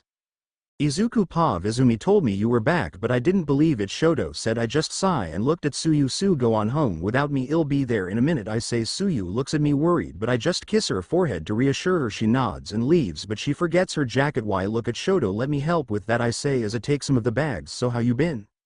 I ask in one word. Hell, my father been training me non-stop for years. How? No. Where the hell have you been? Shoto asks. That's a long story but to put it simply, the day I left with the man with the X on his cheek, which his name is Kenshin Himura, and he kinda adopted me. He trained me to become stronger with my second master Shishio. Both are legendary ronin and vigilantes. In the end of the training they gave me their swords of heaven and hell. After that I came back. That's pretty much it. I say. He just HMS. So how strong are you? I smirk. Strong enough to beat your ass for all the times you did to me. I chuckled. He looked ashamed. Izuku look, I am. He tried to say but I stop him. Nop, save it, I don't want to hear it and I am sorry. Not gonna make up 3 years of abuse. What you can do to make it up to me when we fight, and oh, you come at me with everything you have, you hear me? I say. He looks happy but conflicted. I'll fight you like an equal but I refuse to use his fire, Shoto said with venom in his voice. I sigh. Shoto, let me tell you a story. It's about a man so blinded by revenge he lost the thing he loves the most. I tell him. Kenshin passed in chapter 3 if you need a refresher. Why are you telling me this? Shoto asks. I know you hate your father but if you let that anger and hate consume you, you'll lose the ones that love you the most. You know I've been texting the Yagas for a while now and Izumi talks about you. Main, you should give her a call sometime. I know she misses you. I say. I could see him blush at the mention of my sister. She misses me.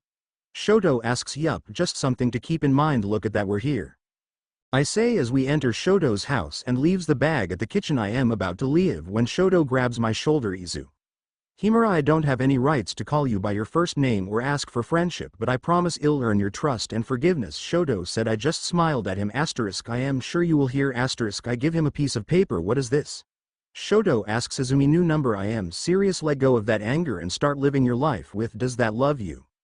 I say as I leave. I am walking home when my phone rings. Relax, Sue, I am on my way. I have your jacket with me, I say with a smile that quickly vanishes. Oh, this is not Tsuyu Katsura, said Katsura Kogoro. I say with venom in my voice. He just laughs. Oh. Good, you remember me. Ready for game number 2, you know. What happens if you say no? I can feel my anger growing. What do you want now? I say through my teeth. Good boy, and don't be so mad. You get a prize if you win, my dear boy. Now a car is gonna stop by your location. Get inside, no question asked, he said before hanging up. A car shows up. With no choice I climb inside. I text Tsuyu. I am gonna be late. I know I should tell her the truth but I don't wanna put her or her family in danger. The car stop and I get out in the middle of an abandoned park. I walk till I see a robot. Who are you? I ask. X49. Katsura took something important from me. I am sorry but you have to die in order for me to have her back. He aims his guns at me and starts shooting. I dodge what I can but one graces my arm and it start bleeding. Shit, I curse under my breath. I hide. Hiding is useless if you leave a trail of blood. Just surrender and make it easier for yourself. X49 said as I hear him getting closer. I am running out of options. I think what to do. X49 Pav, I have to kill this child if I want to save Lulu, my sweet Lulu. I'll save you from that monster.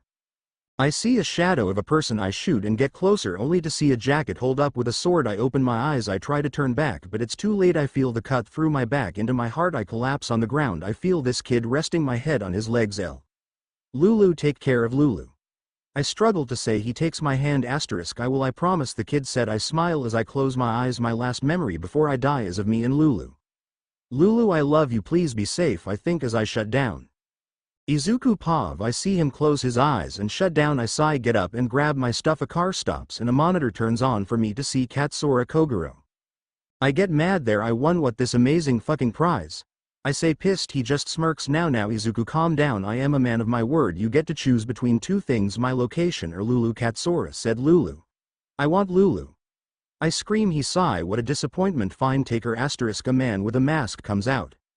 And he gives me Lulu. She's shaking. I hug her to help her calm down. Till next time we meet, Izuku. I hope you enjoyed our little game. The monitor shuts down and the masked man leaves with the car. I sigh. I take X49's body and give him a proper burial. I leave wearing his hat, Lulu in my arms. Izuku Pav, I am at the door waiting for Tsuyu. I look at the living room and see Satsuki and Samadare playing with Lulu. I smile at that. Sorry for taking too long, Kiro. I hear Tsuyu sigh as I look at her and blush. She looks so beautiful, I say. Instead of thinking it, we both blush while the little Osui laughs. Oh wait, let's get a picture of your first day. Beru said. Sue groaned, but Sue whined while I chuckled. Oh hush and say cheese. Beru said. Sue and I look at each other and we took the picture. We ran before Beru could ask for another one. They make it to UA and start walking around Class 1A. Class 1A, where the fuck is it? I said as I paced through the huge halls of UA. I don't know, but we can't be late. This is our first day. I told you it was the right not the left, she said snarky. Yeah I say as I take a defeated sigh and let Tsuyu take control. We make it and see a big ass door. Holy shit, do you think they built it when Mount Lady was a student? Asterisk I ask asterisk probably, Sue simply said as we walk inside and I see two assholes arguing who is prettier. Take your feet off the desk this instance. You are disrespecting our superiors. The blue Power Ranger Ida from the exam shouts, making hand-chopping motions. Shut up you damn extra. Where did you go to middle school anyway? Tic-tac Dick, Bakugo said. I am not an extra. My name is Tenya Ida and I went to Sumei Academy. Brother of Tensai Ida. He is also known as his hero name, Turbo Hero. Ingenium, so learn your place you damn dog. Ida yelled. Fucking elite I am gonna. Bakugo tried to say but I interrupted. Ladies, you're both pretty now, will you shut the fuck up and you smurf, you're disrespecting us and our teacher. Yelling I sint that right Aizawa sensei? I say and he comes out of his sleeping bag. I was half expecting wings to come out. I am impressed you could sense me, Aizawa said. I simply shrug and sit down. Sue next to me asterisk I was trained to detect thing others can't. I say I see Bakugo foaming in the mouth looking at me about to say something asterisk remember Bakugo, we're not in middle school anymore here. You even touch me outside of training you can say goodbye to your hero carrier, I say in a monotone voice without even looking at him. I just hear him slamming his fist to his desk, keeping his ugly mouth shut. I just smirk. I glance to my right and my eyes soften seeing Izumi and Todoroki sitting together sharing food. A small smile creeps up my face and look towards Aizawa. Alright, my name is Aizawa and I'll be your homeroom teacher for the next 3 years here. Put these in the locker room and meet me outside in 10 minutes, Aizawa said, gesturing to the things below our assigned seats. Basically out page. Uniform I hate using uniforms. I sigh. Yes sir. I say we all make it to the change room and start changing. Holy shit, what happened to you? Asterisk a spiky red head said, making everybody look at me in shock. I could see three things: pity in Indas who don't know me, guilt in Todoroki, and a smirk on Bakubich and Iida. Back and front of Izuku's body. I just sigh. Training and bullying, I say as I get dressed. That's one hell of a training, but why did they bully you? Asterisk the redhead said, first off I need a name. I simply say oh right, my bad, Eijiro Kirishima, he said with a smile. Izuku Himura also. I talk out my sword and put it 1 inch next to Mineta face. Take your fucking eyes of dis holes before you go blind. Asterisk I say with so much venom in my voice the twerp runs away. I put my sword on its saya. Sword scabbard. And I walk to where Aizawa is. Oh, and to answer your question, I was bullied because I am quirkless. I say and leave them there. I make it to a massive open courtyard where Aizawa is waiting. Our tax dollars at work was making this place so huge, so necessary. I say. He just chuckles. Don't look at me, I am just the teacher, you'll have to talk to Nezu, Aizawa said. I just chuckled with him as the rest of A1 comes in when Bakubich finally opens his mouth. Why does this quirkless motherfucker is doing at UA? Bakugo yelled, pissed off. The girls looked shocked, the boys still shocked. Their eyes are a mix of surprise, disgust, pity, and hopeful, some smirking like Iida and Mineta, probably thinking I'll be an easy opponent. You're quirkless? Uraraka asks and I nod thinking, thank God these uniforms have name tags, asterisk yes miss. Uraraka Ochako. I was born without any quirk. I made it into UA by training my ass off, stitching back on and it falling again, asterisk I say. She still looks confused. Wait, that doesn't make sense. I was there in the entrance exam when you destroyed the 0-pointer by yourself, Uraraka said. The rest looked shocked that I did that. Yeah, and I didn't need a quirk to destroy the thing. That was pure training and hard work. I say. There are whispers and I swear I hear someone say manly. There's no fucking way a quirkless loser like you did that, asterisk Bakugo yelled. I looked at Aizawa. He simply took out his phone and showed the recording, and sure enough there I was destroying the thing with 1/attack. To say the look shock was an understatement. Bakugo looked even more pissed. He's telling the truth. It's the reason I asked for him in my class, Aizawa said. Also I am your favorite. Asterisk I say back smirking. He SGLs, asterisk don't push your luck now, let's start. Oh, in the end of the exam the one who scored last will be expelled, Aizawa said. What? Same place as last chapter, Izuku Pav. Let's start. Oh, in the end of the exam the one who scored last will be expelled, Aizawa said. What? They all scream you all taken these standardized tests but never gotten the chance to excel. This is how I will determine who has and doesn't have potential and who do not will be expelled without question, Aizawa said. You can't do that, yelled Uraraka. Yeah, we've worked hard to make it here. It's not fair, yells Zero, and I laugh. What's so funny, you quirkless son of a bitch, yells Mineta. I take my sword out and puts it close to his neck. First of all, never, and I mean never, insult my mother. You hear me? I yell. Mineta trembles. I said, do you hear me? I scream. Why? Yes, he whimpers and falls. Say scrambles away from me. 3. And to answer your question, I am laughing because you're all babies. Tell me something. Are natural disasters fair? Are villains hungry for power fair? Is it fair that innocent people die while the rich get richer? How about being treated like a slave for something you couldn't control? You should know all about slaves, Miss Yaoyorozu, I say, smirking while she looks at me with hate, but I continued. So do me a favor and wake the fuck up. The world is unfair. It is up to us as future heroes. We need to be there for the people and make it better. So do me a favor, leave this school and don't think of coming back to this line of work if you don't have what it takes to realize that. But hey, what do I know? I am just a quirkless. I finish with venom in my voice. We hear clapping and see it's Aizawa. Every word he said was nothing short of the truth. If you're here for fame and fortune, get out. There are enough fake heroes out there. We don't need more now. Let's get started and see who has potential and how.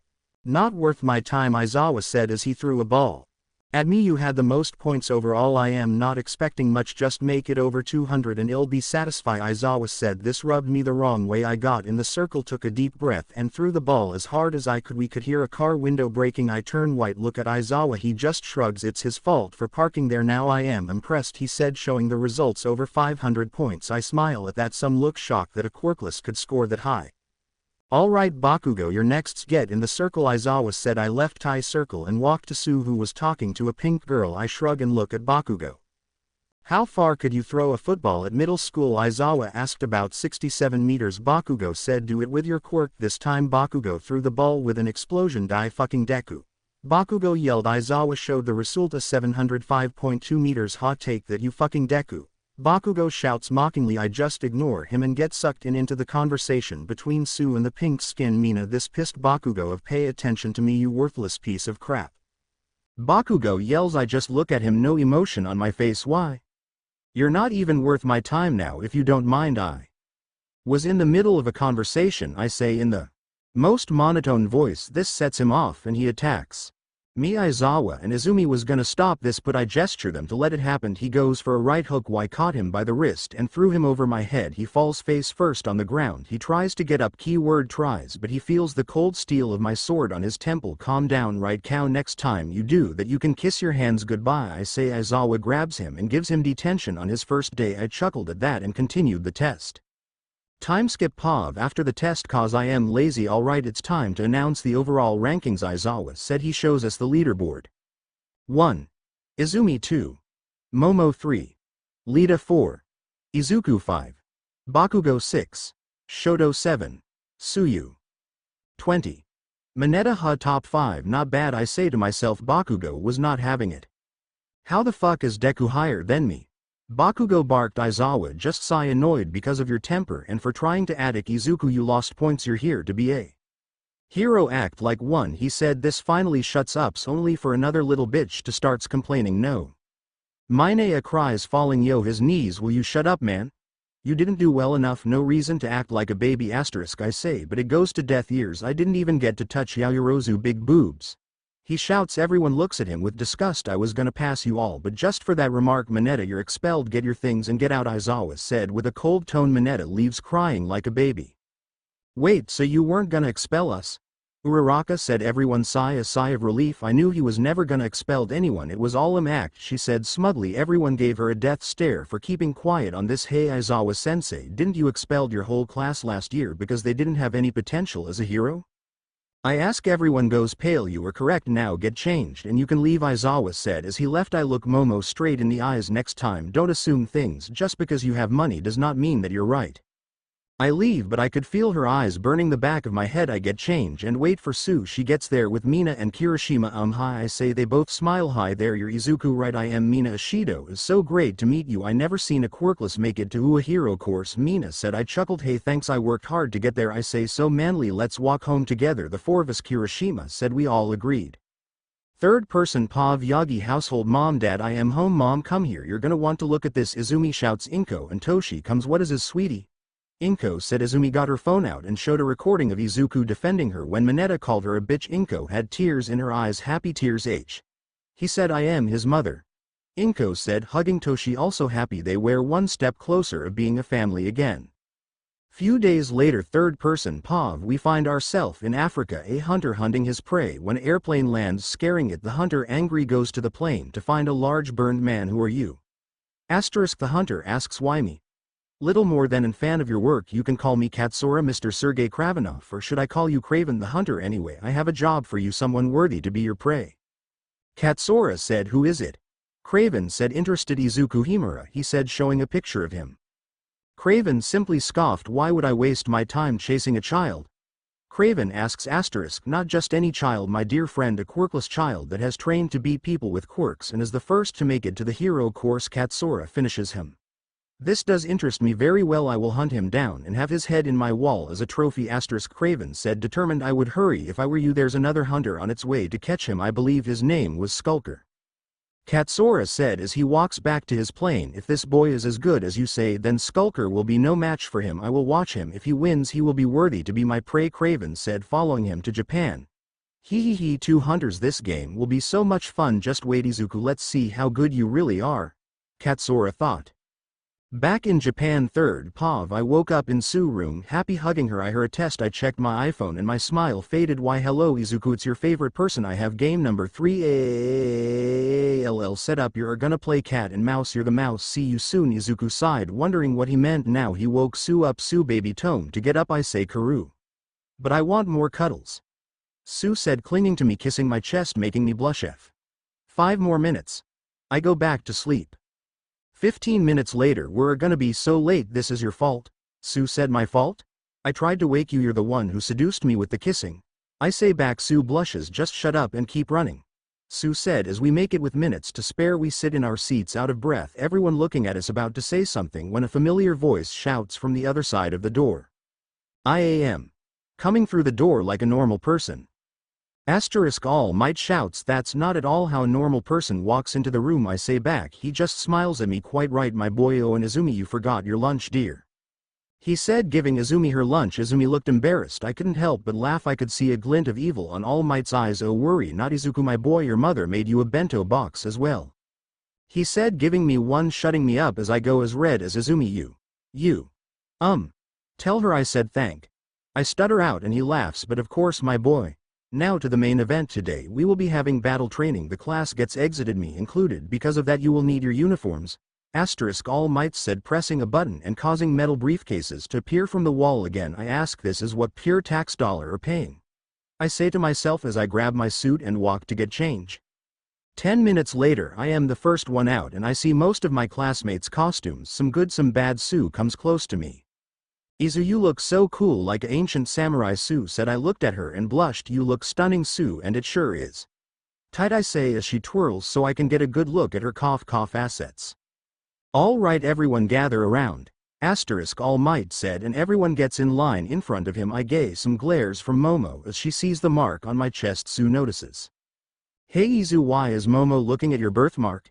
She said as I sigh. It's because it's not a birthmark. What mark is it then, you may ask? Well, when you're deemed quirkless, the government sticks a piece of hot iron on your chest so people know you don't have powers. I say, everyone looking at me shocked. You're lying, you filthy quirkless. The government does not do that.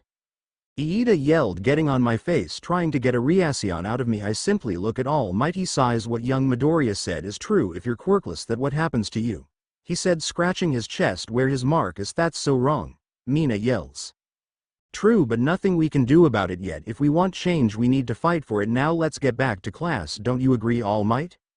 I say, right? All right, everyone, here's how it works.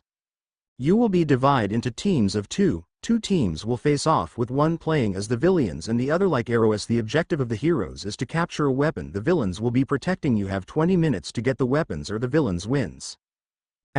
All Might said as the teams are divided at random. I get Izumi and we're going against Bakugo and Iida. I can see them smirking, thinking this will be an easy win. Well, this should be fun, I say with a smock laugh. Izumi looks at me nervous. Fun? Does two have it out for you? This could get dangerous, Izumi said. Like I said, fun? I say as I crack my knuckles. You announced to me someone was watching me from afar. Enjoy while you can, sword boys, soon you will be mine, Skulker said while laughing. Outside of the building 5 minutes before they have to enter. Izuku Pav. Okay, so what the plan?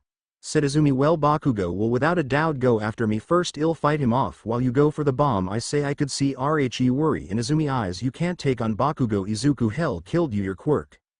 Izumi stops herself. I sigh. I know I am quirkless, Izumi. I also know I was trained to battle people like Bakugo. Look, you want me to forgive you, right? I ask more than anything, Izu. But Izumi said, so trust in me, in my skill, trust in your little brother, will ya? I say. She just sighs.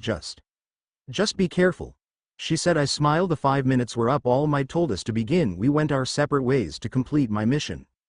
Third person with Izuku. Izuku was sneaking through the AHADOWS, keeping a watchful eye out for Bakugo. He spots him blowing up the walls, screaming, where are you, you damn quirkless? I am gonna explode you into a million little pieces. Bakugo said. I kept quiet and waited for an opening. I hear a sound. I look to my side and see nothing. That was a mistake. I feel pain as Nakugo exploded near me, close enough to send me flying to the wall. I cough some blood but get up, realizing Shishio's sword. I get ready to attack. You damn quirkless, I am gonna kill you, Bakugo said as he went flying towards me with a right hook. I sigh, calm myself. Ichi no Heiken. Homura Dama. I create sparks from frictions between my blade and sheath to ignite the human fats. Bakugo gets distracted. I attack with a slash. He dodges, smirking, but that's short-lived since the flame extended and burned him. He screamed as parts of his body was burned as he went on a blind rage, swinging his fists at me. I dodge them all and roundhouse kick him in the gut, making him fall back without breath. I put my sword back in its sheath. I touch my headphones, activating them. Izumi, can you hear me? Have you located the bomb? I say. Yes, I did. It's on the ceiling of the building. I can't reach it without Iida seeing me. What should I do? Izumi asks. Wait for me. I am almost done. I say, and I hear Bakugo laugh. Looks like I am all filled up, Bakugo said as he put them both forward. You know how my quirk works. After all, I used it at you for years. Izuku got a little paled, remembering all the abuse. Then his eyes hardened. Go ahead, you're gonna lose anyway. This pissed Bakugo off. Bakugo, don't do it. He could die. All Might yelled. Good. Bakugo screamed as he was about to pull the pins, hidden Mitsurugi-style Soryasan.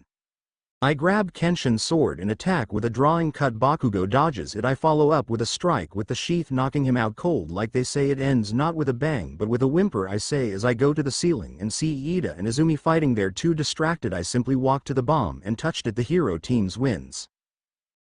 All Might said. Izumi and Iida looked at me. I could see Iida fuming mad as we go to the room where everyone was. Bakugo and Iida sit far away from us. I could see the hate in their eyes. Welcome back, everyone. Now can anyone tell me who the MVP PF the match was? All Might asked. Everyone said me. I raised my hand. Yes, Himura? All Might asked. It was Izumi. I say. I can see the shock lay in everyone's face. And what makes you say that? All Might asked. Simple. She followed orders. I took care of Bakugo. Yes, that was my mission. Izumi found the bomb, and when she was found out she attacked, giving me an opening to touch the bomb and win the match. So Izumi is the MVP. I say. I see Izumi smiling at me with a few tears. I give her a small smile back. Haha, quite right, Himura, my boy, quite right. And Ted, now next up. All Might said as the next match started. Time skip. End of day. Still Izuku Pav. I am walking out of Ua with Kirishima, Mina, my darling, Sue, Izumi and Shoto, who wanted to join us. I see a man watching me at the distance. He mouthed the word cat and mouse and I knew what he wanted. I just realized I forgot to get something for Lulu. You guys go on ahead to the train. I'll make it home later, I say, leaving before they get a word and I lose them and meet up with the man. Smart boy coming to me instead of running. Then man said. Not really, I just don't want my friends and family to get hurt by Katsura sick games. So what's your name? I say as cracks his knuckles. Skulker. He lifts his arms. AMD starts shooting webbing to capture me. I simply cut them with my blades. Really? You though, that would war. I tried to finish but the cut rope fixed itself and caught me, putting me against the wall. I never said my quirk, did I? It's called restitched. It allows me to reattach things like that rope now asterisk. He lift his right hand and it starts glowing. IR must be a blaster now. Any last words, sword boy? Skulker asked. I said nothing. He shoots. I jump in the right angle and the blaster burned the rope and part of my side. I winced at pain. Yeah, my last words are fuck you, I say as a runaway thinking of a plan while I hear a motorcycle behind me. How the hell am I gonna get out of this one? I say present Izuku Pav. I am running and jump good over Skulker and the motorcycle. He looks at me and I flip him asterisk hidden Mitsurugi style Ryutsusen. Asterisk I deliver a sword drop slash from above right in its head breaking the head. The bike crashes. Oh shit, I killed him. I run towards the accident only to see robot parts. Another robot? I ask myself, hey down here you overgrown piece of shit. I look down and... Is that Snot talking? Asterisk who the hell are you? I ask. I am Skulker. You dumbass, you destroyed my body. It will take months to make a new one. He screams. Oh. Well good. Skulker grumbles away. I swear he sounds like Gilbert Gottfried. Just as I turn around a car stops and the man with the mask comes out. With a laptop in hand, he turns it on to see Katsura. Katsura. I say with venom in my voice asterisk why Izuku my boy, good job on besting the first hunter. The second one won't be as easy. He is a real hunter. Katsura said. If he is a real hunter, where is he? I say as I feel a cold steel in my neck. Right behind you, my prey. You can call me Craven. Then Hunter Craven said. I tense up. No real what out of this one asterisk. So what, you're gonna kill me after I just defeated Skulker? What a coward. I say, no signs of fear in my voice. So I don't plan on killing you, yet I see no glory in killing a wanted animal, he said as he touched my burned part. I winced in pain. Now you two play nice, Craven. I expect him dead, and Izuku, if you win I'll give you another prize asterisk. Katsura said. Fine, I want you dead if I win. I say mad. He just laughs. The imagination on this one. You don't get to choose. Hanya, turn me off and return to the base. Katsura said. Hanya did just that. As he left I turned around and see Craven.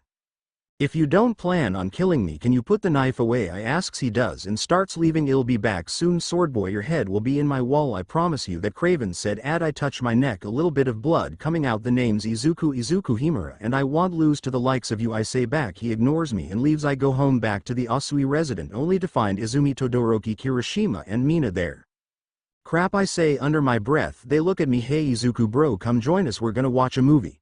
Kirishima said. I just nod. Sure, let me take a shower first, I say as I go upstairs. If Tsuyu find out I am hurt, she will kill me. I think to myself as I take a bath and bandage myself. I go downstairs and sit next to Sue, who of course leans in right where the burn as I flinch in pain, but I don't think they noticed. So Izuku, why do you live here and not with the Yagas? I mean, they're your family, right? Mina saw it. I could see the guilt in Izumi and Shoto's eyes because of 3 reasons. 1, to protect my girlfriend and her family asterisk. I say. Sue blushes and kisses my cheek. -2, I kinda ran away when I was 7 where I was trained by 2 legendary Ronin. When I returned I still didn't want to face my family, though we are working on that, hence why Shoto and Izumi are here. I say. I see both of them smile a bit. I smile a bit back at them. Wait, you ran away? Why? Mina said, and I sigh. That's reason number 3. If you were born the only quirkless in a family filled with powerful quirks, what do you think will happen? I ask. I could see the fear in Mina's eyes and the shockle in Kirishima. Izumi and Shoto look found in shame. Like I said, me and the Yagas are trying to fix it. It's a slow process, but I can say that I can at least trust them again, I say, smiling. Shoto and Izumi smile at that. What did they do? Asked Kirishima. You both are just filled with questions, aren't you? I ask, laughing. What didn't we do? We punched him, abused him, treated him like a slave. We ignored him and left him alone for weeks at a time. Me, Shoto and Bakugo bullied him, using him as a practice dummy until the man with an X came and took Izuku from us. Izumi said with tears. I get up and hug her. She hugs me back, crying a little on my shoulder. It's all right, it's in the past. I know you and Shoto changed, I say as we let go of each other and I return to Sue. Who trained you? Kirishima asked. -2 men, one called Kenshin Himura, a Mew mentor, and someone I see as a father figure, and Shishio Makoto. He was more of an uncle figure. They both teach me the way of the peace, but also the way of death. You can't have one without the other. That's why I have 2 sword. I take out Kenshin sword. Kenshin sword, a reversed blade katana called the sword of its power, is simple. You can use powerful attack without killing your opponents, but be careful since this is a sword that reflects inward. If you let that hatred you still have for your family, it will be easier for this sword to hurt you. Now for Shishio sword, the sword of hell. I put Kenshin sword away and grab Shishio sword. When you use it, the fat and dry blood of the victims of this sword will combust in your flames. I say. They look at both sword. That is so manly. Kirishima said. I just smiled at him. We talked a while longer and they left it not before Izumi gave me a hug. I love you little bro, she said as she left running. I smile looking at her go and close the door to see a mad Tsuyu. Your shirt lifted up, she said, giving me a death stare. I went pale. Shit, I said. Few days later on the bus to U.S.J. Third person. Izuku sitting at the back of the bus with Todoroki while Tsuyu was sitting in front with Izumi. So you got into a fight? Todoroki asked Izuku. Sigh, yeah. Izuku said, still mad, want to talk about it? Izuku looked at him. Fine. It happened after you guys left Tsu and I got into a screaming match over an injury I acquired before coming home. It ended with her giving me the silent treatment until I told her the truth of my injury, but for reasons I can't tell her the truth for her safety. I finish very vague, but I know you have your reasons, but remember that you can't win a battle alone. Sometimes you need to ask for help. Shoto said. I simply hem as a response, looking at the window remembering what happened that day. Flashback. Your shirt lifted up, she said, giving me a death stare. I went pale. Shit, I said. Why do you want me to? I tried to say, but OT was too late. She already lifted my shirt and stumbles back when she sees the injury. What the hell happened? Tsuyu screamed. Nothing, I just scraped myself on the way home. I say. Bullshit, that is not a scrape. Now Izuku, you're gonna tell me what happened and you're gonna tell me now, Tsu said, mad. I sigh, about to tell her when my phone's rings. I see and it's Katsura. I sigh, give me a minute, this is important. I go outside before she can respond. What the fuck do you want? I am busy. I yell at him. He just laughs. I can tell that little girlfriend yours really something. I go paled. How do you? I try to say, my dear boy, bugging a house. AMD the phones is child's play for me now. This is what gonna happens. You're gonna keep your mouth shut and not tell anyone, your little girlfriend or anyone, about me, or you'll find out that bugs aren't the only things we planted, he said, and I could hear the beeping of a bomb. I grind my teeth. Once I find you I am gonna kill you. I say, venom in my voice. He just chuckles. At your power level you would lose before you get one cut. Now be a good little pawn and do what you're told. He SSID before hanging up. My blood is boiling as I come inside. Well, I am waiting. What happened? Tsuyu said, arm cross. I can't tell you everything. Fine, just let it go. I say, just let it go. Exclamation mark. This is the second time you're badly hurt. Why do you keep hiding things from me? Tsuyu yells, to keep you and your family safe. I yell back, oh, what do you think? I am so weak that I can't take care of myself. Tsuyu screams, no, that's not. I try to say, bullshit, admit it. You think I am weak, you don't trust me. Tsuyu yells louder, fine, yes, I think you're weak. I think if you go up against the people that are after me you will die. I yelled at her, losing my cool. She just looks at me with cold eyes and leaves, slamming her door. I leave the house to cool off. Ended sleeping in the park, haven't been back to the Asui since then. Present. I sigh. I look at Tsu. She looks at me, still mad. She looks the other way. That actually hurt. We're here, get off the bus, Aizawa said. We sun file off and saw the massive dun before us. It's easily hundreds of feet taller and much wider. We walk to the entrance and are greeted by Miss Telequinizes, aka mine and Izumi mom. Oh my god. Hero number 7, Ms. Telequinizes. Uraraka shouts, pretty sure mom's her favorite hero. I chuckled at myself, thinking, how would she react if she found out Miss Telequinizes is our mom? I think to myself, yes, it is I, Miss Telequinizes, hero number 7, but I am not alone. With me are to legendary vigilante Ronin. I went paled. Vigilantes, ha. Why would we want to learn from them? Iida said until he feel a cold steel on his neck. My quite the tongue on this one, Shishio said. Now Shishio, let the boy go. Remember they gave us a pass for today, let's not take it for granted, Kenshin said behind me. I look at him smiling. Senseis. I said, surprised. The both come to me and hug me. Good to see you again, little one. Twerp, they say, master. Everyone except the ones that already knew screamed you were trained by them. Hagakure said, yup, I consider them family, but why are you both here? I asked. Simple, we came here to see the progress on our student, Kenshin said. Mitsuki. Inko asks, as Mitsuki and another woman come into the scene. Why hello, Miss Telequinizes, long time no see, she said smiling as she hugs her. Where have you been? I've been worried sick. Inko said. Mitsuki just chuckled, sorry, but I just has to leave that place. Masuru AMD Bakugo has gotten too violent. Mitsuki said, you old hag, what the fuck are you doing? Before Bakugo could continue speaking, Shishio already put him to sleep, applying pressure on his neck. So annoying, Shishio said. Mitsuki giggled. Ajum Kenshin, aren't you gonna introduce me? A short woman said. Kenshin blushed. Oh right, sorry Izuku, this is my girlfriend Honjo Kamatari, Kenshin said as I looked at her. Pleasure to meet you. Kenshin has said so much about you. Hanjo said. I just smiled at her. It's a pleasure to meet you as well. I say to Hanjo. Alright, we can all catch up after the training. Inko said, about to explain why we are here when a portal opened up and out came the League of Villains. We are here to kill All Might. A guy with a hand on his face said. Third person. When the class saw the portal open, is this part of the training? Hiroshima said as Izuku, Shishio, Kenshin, Aizawa, Inko and Hanjo got into fighting position. They're real villains. Yelled Shishio as Aizawa put on his goggles. Miss telequinizes with me. The rest of you run towards the exit. Aizawa said as he and Inko went to face the small army of villains. No way, I am missing this, Shishio said, taking his sword out. Same here, Hanjo. Izuku, Kenshin asked as the three of them took out their weapons. Let's go, Hanjo said as the three of them went into action, but Izuku was stopped by a tongue. Tsuyu, what are you doing? Izuku asked. Izuku, Pav, I am not letting you go out there to get killed. We need to get out of here. Tsuyu said. I simply went close to her, hugged her and kissed her. She kissed back. I am sorry, I said. Wah. Tsu tried to say before I pinched her neck, causing her to fall asleep. She's gonna kill me when she's wakes up, I say, chuckling as I grab her and give her you, Izumi. You and Todoroki are the strongest in our class. Keep them safe and get them out of here. Please keep Tsuyu safe, I said. I will, I promise. Please don't get yourself killed. We cussed. Got you back, Izumi said with a sad smile. I kiss her forehead. I'll come back, I promise, I said. She nods and leads the rest of the class with her. Iida, you're the fastest. Go to Ua and ask for backup, I say. He looks at me with disgust, about to say something. I glare with him. He feels chills his spine. Now is not the time for your racism. Now go.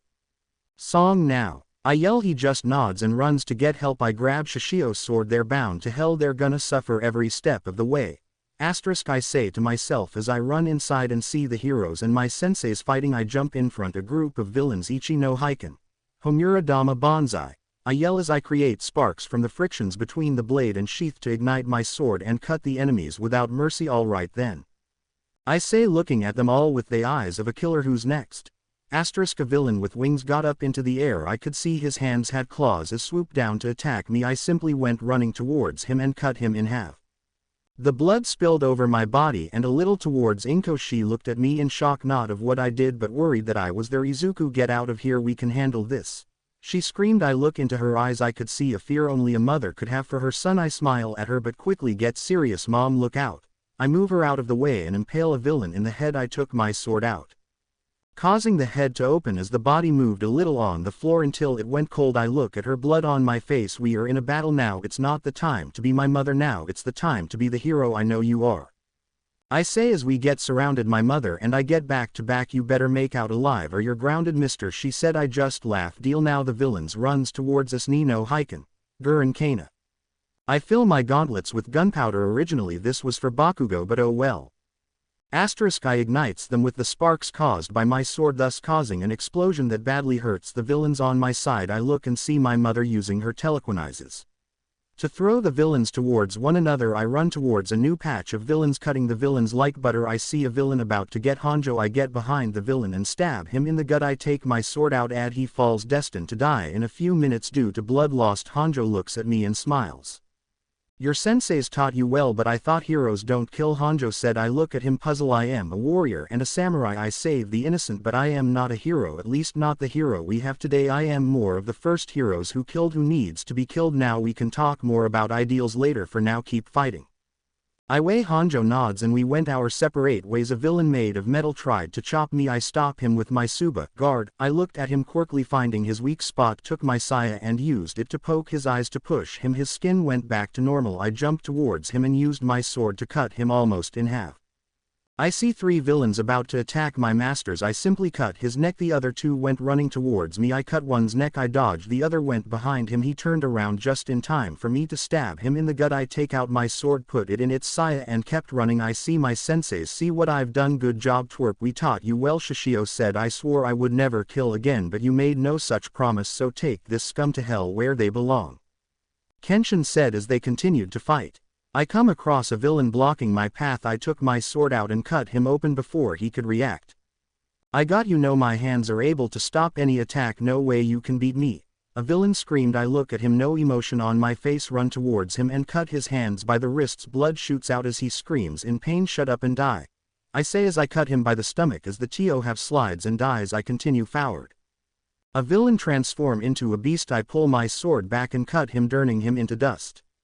I see a huge villain about to attack Aizawa from behind. I jump and cut his head off. Aizawa looks at me. Problem child, when this is over you and your senseis of you are gonna have a long chat with Nezu and me. Till then thank you and keep fighting, Aizawa said. I nod and keep going. A group of villains jump towards me. I put my sword back on my saya and talk it out with full force and speed, killing them instantly. I keep running until I finally made it towards the main league. You think you've won? Nomu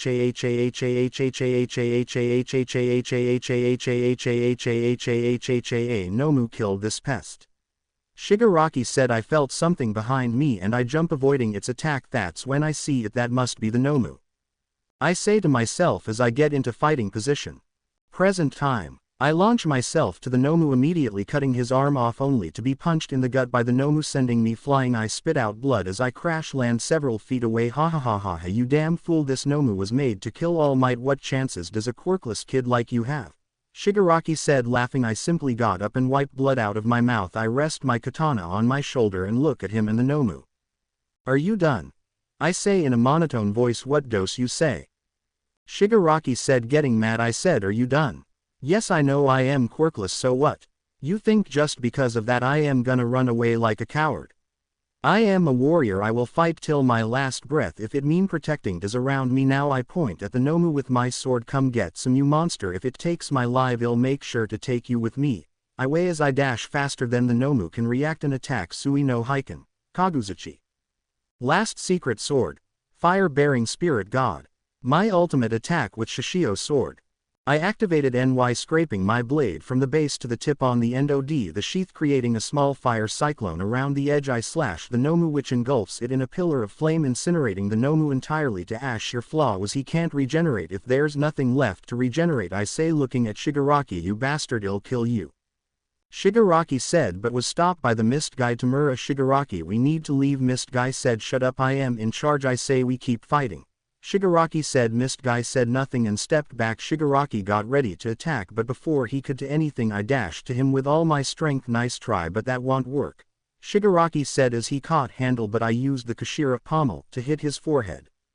The force of the attack ripped his head in half, causing blood to spill off of him like a fountain. Shigaraki tried to pull his head together for the remaining seconds of his life before collapsing on the ground dead. I look at Mist guy, who seemed calm. You don't seem too upset that your boss is dead, I say. The Mist guy looked at me because he was no longer my boss. My master made it clear this was his last mission to remain as boss. If he failed, a new person would be in charge, the Mist guy said, activating a portal. The remaining villains jumped inside. Wait, who was the new boss? I yelled, but was shut up by a sword impaling me through my chest. I look and see Katsura. Why, that would be me, Izuku. If you survive, I'll see you real soon, Katsura said as he walked to the portal. I collapsed on the ground, choking on my own blood. I see Tsuyu and Izumi running to me before passing out. Time skip to a hospital. 3 rupees person. We see Izuku family on his bedside. Tsuyu crying, holding his arm. Don't worry, Tsuyu, the doctor said. Izumi tried to say, I know what the damn doctor said, that Izuku was in critical condition and that he might not make it. Tsuyu yelled, tears on her eyes. Don't believe what a damn doctor said. Izuku is a fighter. It's not the first time he was impelled by a sword. He'll make it. I know it, Shishio said, rubbing Tsuyu's back, making her feel a little better. Thank you, mister. Tsuyu said, just call me Shishio, little one. You are the twerp's girlfriend after all, Shishio said. Tsuyu nods. Outside we see Inko and Toshinori hugging each other, crying, it's my fault he's in there, I should have protected him. Inko said, crying, no Inko, it's my fault, I took too long to make it there to save him. Toshi said, both of you were wrong. Inko and Toshi looked at Kenshin. What happened was not your fault, Inko, nor your Toshi. Izuku knew the risks of staying and he did it anyway because that's what Shishio and me train him to do, to fight till his last breath to protect as you love. Izuku put his life on the line to protect his classmates and you, Inko, you both should be proud of your son. He risked his life for the good of others. Beside, I know Izuku is gonna wake up soon. His will is too strong, Kenshin said. You're right, Mr. Himura, I can see why Izuku kept your last name. You're a better father than I was. Toshi said, yes, you taught our boy well. I am so glad you found him, even if you did steal our child, Inko said with a small laugh. Hey, now I resent that I saved your child and I didn't steal him, I merely borrow him for a few years to train him, and it did gave you a chance to see the errors of your way. Kenshin said, yes, we were awful parents.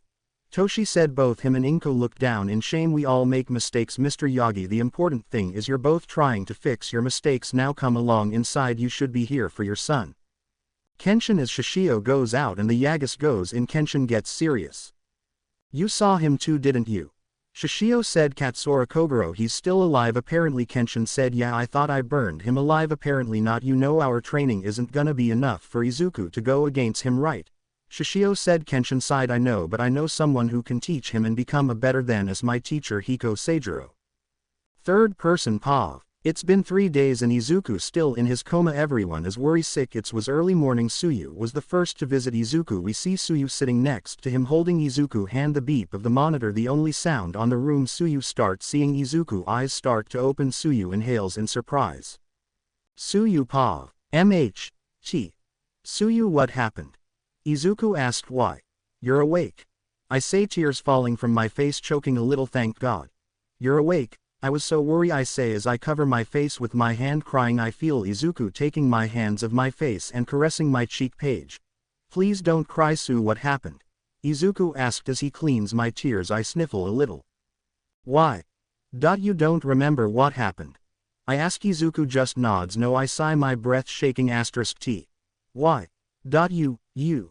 There was a villain and he stabbed his sword straight to you. I say, hiccuping a little. And you? Circa. Couldn't. No one could wake you up. No one could feel your breathing. I start crying again. I thought you were. I stop myself, can't even say the words. I thought you were dead. I say, crying. I am sorry, Tsuyu, please don't cry. How long has it been? Izuku asked. You've been in a coma for 3 days. 3 days. I say, my voice broken. You've been here the whole time. Izuku asked. I give a wet chuckled a bit. Yeah, I've been here the whole time. I was not gonna leave your side. No way, it wasn't gonna happen, I say, sniffing. Why didn't you go home? Izuku asked. Cause I wanted to be here when you woke up, I say with a lump on my neck. I didn't not wanna be here because I would refuse to believe you weren't going to wake up. And you're awake, you're okay. I say, getting closer to him and kissing him deeply, resting my hands on his chest. I hear him groan in pain. I am sorry, it's just. I am sorry if that hurt, it's just. I am so happy you're okay. I say, smiling, cleaning my tears. Do you need anything? Do you need me to get you water? The doctor came around 30 minutes ago. He said that you'll be okay, but we didn't know when you were gonna wake up, and now you okay. Let me go get a doctor and then we can talk for ages. I say, but Izuku grabs my hand. Wait. Please stay. Izuku said. I look at him. You don't want me to go just yet? I ask. Izuku nods. No, okay. You feek sour, you want me to fluff up you pillow? I ask. Izuku nods yes, and I fluff it. Okay, is that better? I ask. Izuku nods yes. Good. Is there anything I can do? I ask. Just stay here with me. Izuku said. Just stay here. Okay. I sniff a bit. I've been so worried. I haven't gone to school. I didn't want to leave. They had to practically drag me out when visitor hours were over. I couldn't sleep. After you knocking me out cold and I woke up, the first thing I did was run inside to find you. I was so near you. But I couldn't save you. You could have died and I just did nothing. I didn't do anything. I say, starting to cry again. I froze. I felt on my knees. I ran and I punched, but it felt like nothing happened. I felt like I was useless because I couldn't save you. I refused to believe that you died, cause if I did I don't know what would happen. I love you so much. I love you so much. Never ever forget that. And I am sorry I couldn't save you. I say, crying. Tsu. It's not your job to save me. Izuku said. It may not be my job. But to me, protecting you, it's the first thing on my mind every day. Every single day I want to keep you safe and happy. When they rushed you to the hospital I realized I feel that. And I am sorry. I say, sniffing. I am so sorry. I take a few breaths. I love you. I hear Izuku say, I love you too so much. I say, kissing him over and over again. Izuku Pav. Tsuyu, I am the one who should be sorry. I need to tell you something. I said, looking down. What is it, Izuku? Tsuyu asked. I sigh. I can't tell you yet. Call everyone and tell them I am awake and to come here. I say. Tsuyu nods and does so. Few bone-crushing hugs from my family, my senseis and the Ace-ways later. Okay, twerp, why did you call us apart from knowing you're awake? Shishio asked. Well, I need to confess something, Katsura Kogoro. I try to say is alive. Yeah, we saw him stab you. Kenshin said. Yeah. About that. It's not my first encounter with him. I say, laughing nervous. I could feel that I am in imminent danger.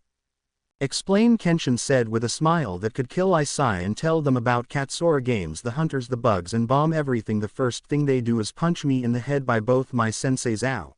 I say, you absolute moron, you are no match for him. Shishio said. I sigh. I know sensei, it won't happen again. I was just scared. I mean, he said if I told anyone he would blow the U.S.J's house down. I say. I'll ask Nezu and Izawa to check the house. Don't worry my boy, Toshi said. I sigh. Thanks dad. I say and freeze. So did everyone else. Let's give Izuku some space, he needs to rest since he gets out tomorrow. They all agreed, the Yagas smiling as they left. So did the U.S.J's. Not before Tsuyu give me a quick kiss, making me blush. I could see her father smirking as they left. Everyone left until it was only me and Kenshin.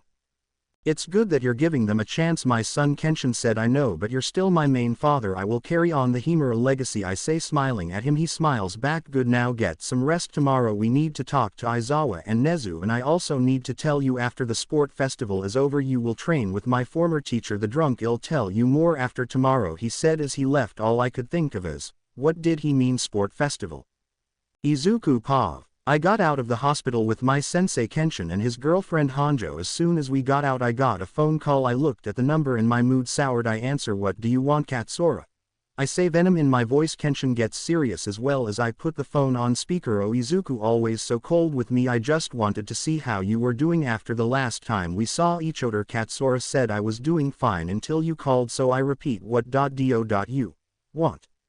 I say, getting mad. I hear Katsura sigh. Fine, no fun. I just wanted to say that Craven won't be hunting you for some time, but don't worry, I hired more people to play with you. I'll give you a clue of how the first person looks like. You sensei can tell you all about this person, can't you? Kenshin, Katsura said. Me and Kenshin are shocked. How did you? Kenshin tried to say but was cut off by Katsura. My dear boy, I have eyes and ears everywhere, Katsura said as he sent me a picture of the person after me. I see. Sensei turned pale looking at the photo. Oh, and Izuku, Katsura said. His voice was more serious. I'll let it slide this time, but next time you open your mouth I will kill someone you care about. Maybe I'll kill Tsuyu so you and your senseis can match, Katsura said laughing. I feel my heart sink. I grip my phone so hard that I break it. I am gonna kill him, I swear. If he even so much as touches Tsuyu I'll kill him. I say with fury in my voice. I won't let that happen, my son. He will not hurt your loved one, Kenshin said, resting his hand on my shoulder. I sigh, calming myself a little. Thank you, father. Now what can you tell me about him, I said. Kenshin looked at the ground as we went to find somewhere to sit to talk about our new enemy. His name is Yukishiro Anishi, Kenshin said. It took me a minute to remember. Wait, Yukishiro? But isn't that? I tried to say, but Kenshin beat me to the punch. Tomo last name? Yeah, he's Tomo, younger brother. I could see the pain in Kenshin's face, remembering her having a bittersweet smile on his face. Hanjo holds Kenshin's hands and squeezed it for support. Kenshin smiled and kissed her cheek. Safe to say he hates me wholeheartedly for killing Tomo. Even if it was an accident, he wants nothing more than make me suffer the same pain he suffered, Kenshin said. So he's like me? I say, what do you mean? Kenshin asked, confused. We both suffered thanks to a family member. The difference is I am like water. I forgave my family, while he's like fire. He wants nothing more than burned everything around him. If I never met you I'd probably be the same as him, I say. Kenshin chuckled, remembering the first time he saw Izuku. I guess you're right, Kenshin said. We both have a small laugh until we feel at ease near. I say, yes, let's go. Kenshin said as we walked to Dagoba Beach. You can come out now, no one's here but us, I say, and he comes out. My hello brother, been a long time no see. I see you got a apprentice. I wonder how you'll feel after I kill him, Anishi said. Me and Kenshin take out our swords. The Anishi starts laughing. You think you can beat me with a reverse blade katana? Both or you are weak. I am gonna enjoy killing you both and finally getting revenge on my sister, Anishi said, taking out his sword and resting it on his shoulders. You really think this is what your sister would have wanted? I say, looking him straight in the eyes. For you to become a killer? I say. I could see the hatred in his eyes. Don't you dare say her name, you quirkless insect. She would still be alive if it wasn't for him, Anishi said. Man, you're dumb, I said in a monotone tone. He looks at me. Excuse me, Anishi said. You heard me. The only reason Tomo died was because of Katsura, the man who hired you, and because she decided to sacrifice her life so Kenshin could live, I say. This sets him off and goes in for a slash attack, but it's blocked by Kenshin. Izuku, stand back, this is my fight, I will need to borrow my old sword once more. Kenshin said. I nod and gave him his old sword. But sensei, I can help, we can beat him, there's 3 of us and 1 of him. I say that's not the point. Izuku, Kenkin needs to do this for himself, he has to face the consequences of his past self. Honjo said. I sigh and went with Honjo to give them some distance. Third person. Both swordsmen ready themselves. Anishi takes his katana out of his saya violently and throws it to the ground and goes running towards Kenshin. Kenshin takes his katana out of his saya slowly, just in time to block Anishi's attack. Anishi goes in for multiple slash attacks, but Kenshin blocks them all until Anishi pulls his arm back and threw a heavy slash attack with enough force to throw Kenshin on the ground. Kenshin lands on his knees as Anishi goes in for another attack, but Kenshin goes in a circle quickly, causing large amount of sand to come flying. This distracted Anishi enough that Kenshin could get up on his feet and attack Anishi, but Anishi blocked it. Both ran in the same directions and attack each others with multiple slashes until Anishi's sword got stuck on a log. This gave Kenshin an opportunity to strike Anishi full force at point-blank range, causing a gust of wind and dust all around us. Kenshin is fighting different from before. He shows no hesitation, no confusion. There is a calmness there unlike before. I know Kenshin will win this, Honjo said. This gives Izuku confidence in his sensei. When the dust settled, we see Anishi standing there, no visible wounds. You're pathetic if you think you can best me now, Anishi said, his body filled with so much rage the veins around his body become visible. You've grown weak and are a murderer no more.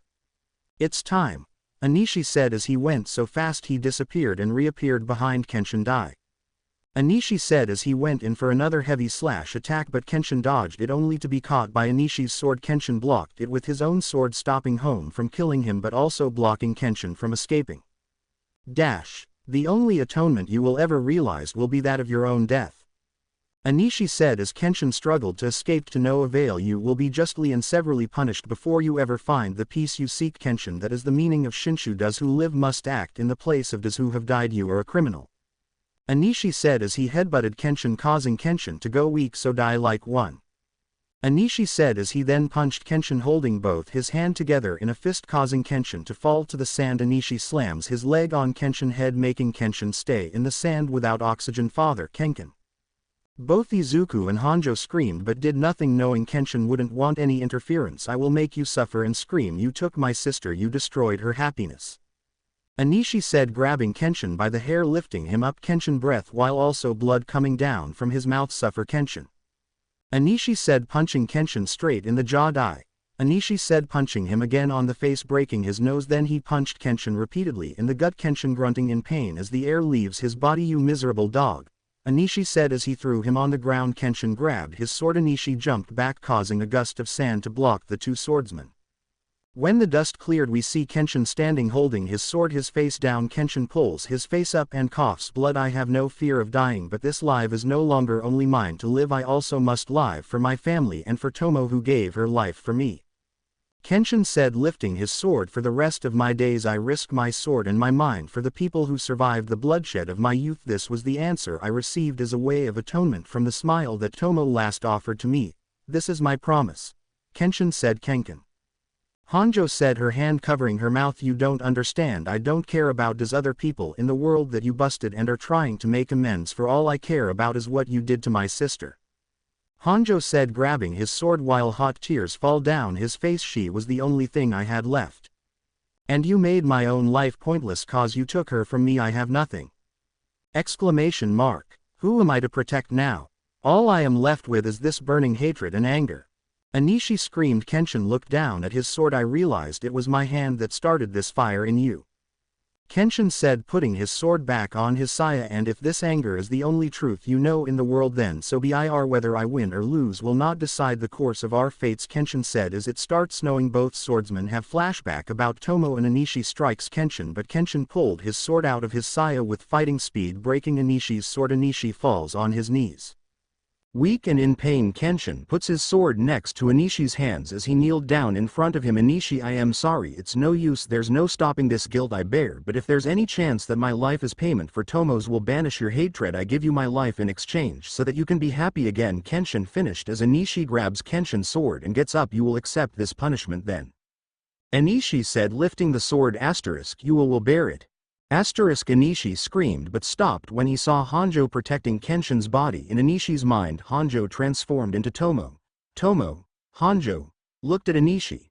Inishi struggles to keep the sword up as he lets go of it as he falls on the ground crying, "I can't. Forgive me my sister for trying, I had to. How can I ever forgive him for what he's done?" Inishi said as he felt Tomo's, Hanjo, hands over his cheeks lifting his head. "Tell me how. Sister. Tomo. Tell me how to end this." Inishi said as he rested his head on Tomo's. Hanjo's lap collapsing due to the pain both physical and emotional. Everyone could almost hear a voice in the winds, "Your AWNSER, your life of battle, I will watch it until the end." Time skip. Inishi left promising not to return. He went to find a new purpose in life. Hanjo took Kenshin to the hospital while Izuku walked to the Asui's home. On his way a limo stopped in front of him. Hanya came out with a laptop. The laptop turned on the C. Katsura. "Izuku Pav, what do you want now?" Katsura. "Inishi already gave up, I say." He looked pissed. "He was supposed to fight you, not Kenshin." Katsura said, "I simply shrugged. Not my fault he decided to fight Kenshin, or that you decided to send him when he was with me, so kindly fuck off." I say. Katsura looks at me for a minute before laughing. "I guess that one on me, but worry not my dear Izuku, next time you will fight him. Now since you didn't fight him or won, you get nothing but to show I am a good person. I'll give you the name of your next opponent." Seda Sojiro. Katsura said before turning off Hanya. "Was it? Why do you follow him?" I asked. He looked at me. "I have my reasons. This world has no place left for me." Katsura. "Give my life meaning," he said before leaving. I sigh and go back to the Asui. I open the door and immediately I am tackled down by the Asui kids hugging me. "Welcome back."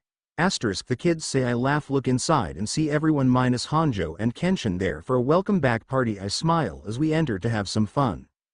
Next day, third person Pav, we see Izuku and Tsuyu walking to one classroom holding hands having small talk. When they make it to the classroom, Izuku opens the door. "You first, my frog princess," Izuku said with a small bow. Smiling, Tsuyu giggle. "Why thank you my samurai Kiro," Tsuyu said walking inside. Izuku walks in after her. Deku.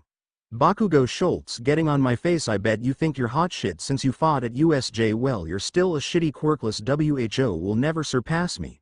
Bakugo shouts. Izuku simply cleans the spit on his face, slowly lifts his hand to Bakugo chest and give him the 1-inch punch. Rip to a legend. Sending him back to his chair. "You say this, but when we fought I beat your ass. In a few minutes without any real effort. Here is an idea. How about you actually train instead of having a screaming contest to prove you're the best, because you're not. Hell, Koda can beat your worthless ass if he wasn't so shy. You may have a strong quirk, Bakugo, but you will never be a true hero." Izuku said. This infuriated Bakugo tries to blow Izuku head off Izuku's side and chop his neck, making him pass out. "Well, that's over," Izuku said as he sits down. Aizawa enters the room looking like a mummy. Izuku Pav, all right, quiet down now. In 2 weeks we will be having the annual sport festival. This is a chance for all of you to show off your skill to a national audience for the first time. Aizawa said. Momo lifts her hand. "But sir, is it even safe for us to hold the sport festival so soon after the incident as U.S.J? It's way too soon. As the granddaughter of the great Kawakami Gensai Yayorozu, one of the richest and most powerful families, the Yayorozu, I must insist to cancel the festivities," Momo said. Clip clop, I said. Everyone looked at me. Excuse me?" Momo said. "Oh, I am sorry, just wondering when you're gonna come down that high horse of yours, since no one here gives a flying fuck who your family is. Certainly not me, since I know full well that your family regularly kidnaps Quirkless people from the Quirkless district to experiment on." I said. This got her mad. "How dare you insult me? My family would never." Momo tried to say, but I interrupt. They have now. Onto the main course. The point of the sport festival is to show the powers of the next generation of heroes. This is a chance to show we don't back down from villains, to show that we're still UA, the greatest hero school in Japan, I said. Aizawa nods. What Izuku said about the sport festival is correct. This is a chance to show the spirit and refusal to give up of UA to go plus ultra. Aizawa said. Everyone cheers. Momo sits down glaring at me with full fury in her eyes. I simply ignored her. At lunch I sense a lot of hateful intent. Why do I feel everyone eyes on me? I ask. I guess it's because you defended us in U.S.J. Tsuyu said. Defended? He killed people. He should be in jail. Someone said. Whoever said that, say it to my face. I say serious, and the person who said it stands up. I did. The name Nato Monoma, you murderer. Nato said. I give him a glare. Murderer. I did what had to be done for the safety of the innocent. If I didn't, my friends and classmates would have been in danger, but I guess you don't know what it's like to fight to protect something other than yourself. Asterisk I say, well, if I would have been there I would have been able to beat them without ending on the hospital like a asterisk he tried to say, but Tsuyu quickly shut him up, slapping him hard. How dare you? How fucking dare you? Izuku could have died protecting us and you insult him. I don't know who the fuck you think you are, but you shouldn't be in UA. You will never be a real hero. 3 Tsuyu screamed angry. I hug her. Asterisk come in babe, he's not worth it, let's go. I say yeah, run away with your slut. Asterisk Monoma said, and I freeze. What the fuck? Did you just call her? I say, my hair covering my face. What? A slew. Asterisk Monoma tried to say, but I run to him and hit him straight in the jaw, breaking it. He hits the wall. I go to him and grab him by his collar. Asterisk don't you ever, and I mean ever, insult my Tsuyu. Asterisk I scream, slamming him on the wall, knocking him unconscious. I turn around and see everyone staring at me. Anybody else has something to say? I scream. No one said anything as I left with Tsuyu to cool off. As we are leaving the school, a kid stops in front of us. Aw, you must be Izuku Himura. Asterisk the kid said, yeah, and who are you? I ask. Asterisk my, how rude of me, my apologies, my name is Seta Sojiro and I am gonna be the one who kills you. Sojiro said, running towards me, pulling his sword out. Last chapter. As we are leaving the school, a kid stops in front of us. Aw, you must be Izuku Himura. Asterisk the kid said, yeah, and who are you? I ask. Asterisk my, how rude of me, my apologies, my name is Seta Sojiro and I am gonna be the one who kills you. Sojiro said, running towards me, pulling his sword out. Present Izuku Pav. I shove Tsuyu out of the way as Sojiro slashes me straight on the chest. Izuku. Tsuyu screamed, trying to get near me, but Hanya grabbed her from behind Tsuyu. I screamed as I dodged Sojiro next attack. My master has spoken. Win and Tsuyu lives die, and Tsuyu dies with you. Hanya said. I get mad and serious as I grabbed Shishio's sword and ran to Sojiro, screaming as we begging, slashing our swords against the other's sword. Waiting for an opening, I jump back and put my sword back in its saya. Ichi no Heiken. Homura Dama. I scream as I create a sparks from the frictions of taking out my sword to ignite the human flesh. That my sword is cursed. I slash at Sojiro direction, causing him to dodge at my direction. I take this opportunity to spear my sword on his shoulder. Sojiro screams in pain as he falls on the ground with me on top of him. I take my sword out and pun my foot on his chest to keep him in his place. Now you die. Asterisk I say as I lift my sword ready to kill Seta Sojiro. Stop. I look and see Tsuyu. Izuku, please don't do it, don't become the monster that they want you to become, Tsuyu said with tears falling from her face. Silence, you insolent girl. Hanya said as he let go one hand from Tsuyu to slap her, but Tsuyu takes this opportunity to do what she does best, jump good. She jumps out of Hanya's grasp and next to Izuku. Hanya sees the heroes coming closer. This isn't over, Hanya said as he threw a smoke bomb on the ground, grabbed Sojiro and disappeared. Time skip to later that day, nighttime. Third person Pav. After Izuku Tsuyu explained what happened to the heroes, they made it home. They both went to Tsuyu's room, not wanting to be apart from each other, both cuddling on Tsuyu bed while watching Netflix. Asterisk Tsuyu. Izuku said, yes Izuku? Tsuyu asked, snuggling next to Izuku. I just want to say I love you and I was so scared to lose you. Izuku said. Tsuyu flicked his forehead. Ow, what was that for? Izuku asked. What you felt is what I felt every time you go and fight alone. Izuku, you don't need to prove yourself to anybody, you're the strongest person I know even though you're quirkless, so please ask for help when you're fighting cause I don't know what it'll do if you die. Tsuyu said as they hug each other and went to sleep on each other's arms. Time skip to Sport Festival. Third person asterisk. The day of the Sport Festival finally came. It feels almost like Izuku waited 17 chapters of his life since it was announced Izuku and Tsuyu were ready to train even harder in the last 2 weeks. Izuku was sitting next to Tsuyu when Todoroki came to talk to him. Himura, Todoroki said. Izuku looked at him. Yes Todoroki? Izuku asks. Today is the day I earn you forgiveness. Today is the day I will fight you with everything I have. You are the strongest in class. This is a declaration on war. I will fight you with all might, Todoroki said. Everyone surprised that Todoroki spoke so much. Izuku simply gave him a big smile and gave him his hand. Asterisk I'll hold you, do that, Izuku said as Todoroki took his hand and they both shook it. Both rivals fooled by determination. Todoroki went back to Izumi while Izuku stayed with Tsuyu. Get ready, you quirkless bastard, cause today is the day I show you where you belong. Under me you will lose to me and it'll be number one. Bakugo screamed to everyone displeasure. Shut the fuck up and sit down. Momo said. Never thought I agree with a Yaoyorozu. But she's right, Izuku said. Bakugo about to screamed when the intercom went off and announced that the students must go to the fields, so they did as they walked inside. And waited. Izuku saw the arena was divided in half. The left full of state-of-the-art stuff full of people with quirks, and on the right was a simply cement seat. No support, not even food, nothing except quirkless people. On their one day off, this pissed Izuku off immensely, and on the very top was the Yaoyorozu family sitting like if they were royalty. Izuku was about to say something until Midnight appeared, who was the proctor of the Year 1 sports festival. Before we begin, can we get freshman representative Izuku Himura up here so he can make a speech? After all, he is the very first quirkless to make it not only to UA but to the hero class A1. Let's give him a big hand applause. Midnight said, meaning well, but as soon as everyone heard that Izuku was quirkless, shit went down. Izuku started walking as the left side started booing and throwing food, soda cans, and everything they could hold, while the right were in shock that a quirkless made it so far. Some started clapping him, but the positive sounds were tuned out by all the hateful words the quirk people were saying. Izuku made it to the stage. He looked at Midnight, who was distraught of what she has done, and mouthed sorry to Izuku. Izuku simply smiled at her and hugged her as a form of accepting her apology. Izuku made his way to the podium and looked around him, thinking what to say. Hello, I'm Izuku Pav. Hello, I am Izuku Himura, first year representative. As you all heard, I am quirkless, I said, and people on the left started booing again. I waited for them to stop. One can of soda hit my face so hard it made me bleed. I stumble back but holds my groan. I see the teachers getting closer, but I hold my hand out as a way to tell them to stop, and they too. I stand at the podium. I look at my classmate. Most are horrified of what they're seeing. Safe to say the little bubble they were in was destroyed. He looked at Momo, who looked so confused, to Bakugo and Iida, who were smirking at booing with the crowd. I look at Izumi and Todoroki, who were pissed at Diz, who were booing, and I look at Tsuyu, who looked back at me. I smile at her. She smiles at me. That simple smiles tells me I am not alone, that she has my back.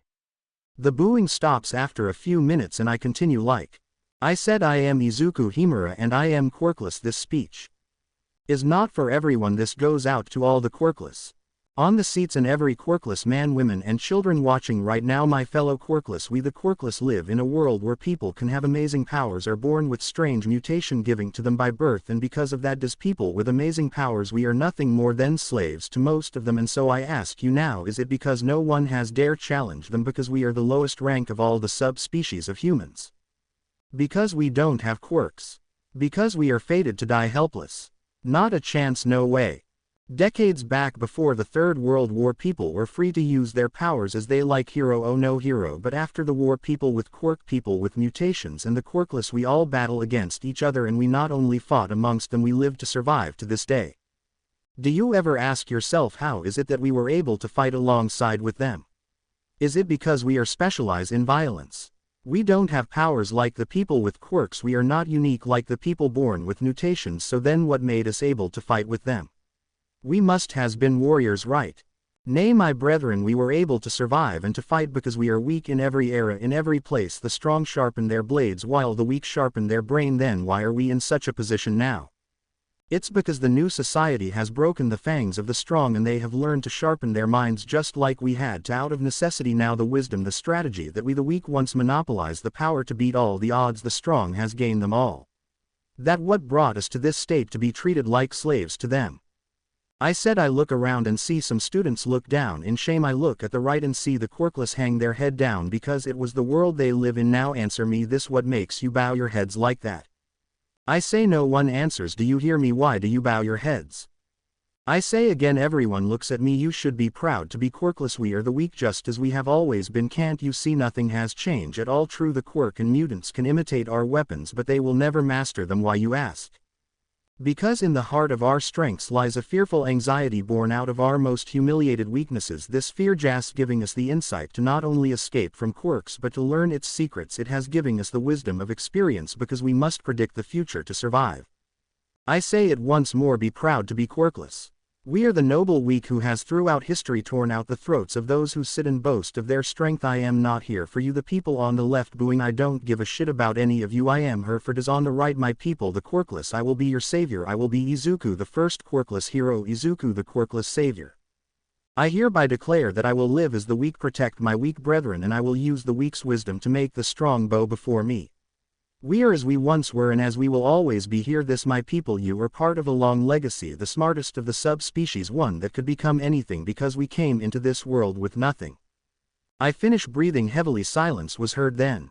Applause. I look up and see the Quirkless giving me a standing ovation while I walk back to my seat. My fellow classmate were also clapping. Well, most of them. I made it to my place and Tsuyu kisses me. You totally stole most of that from No Game No Life, Kiro, Tsuyu said, and I smirked guilty. Thank God we watched that yesterday cause I didn't know what to say. I say laughing as I look U.O. at midnight who announces the first event. I crack my fingers. Alright, I am gonna show them what the Quirkless can do, I say out loud and proud as we see the first part of the festival.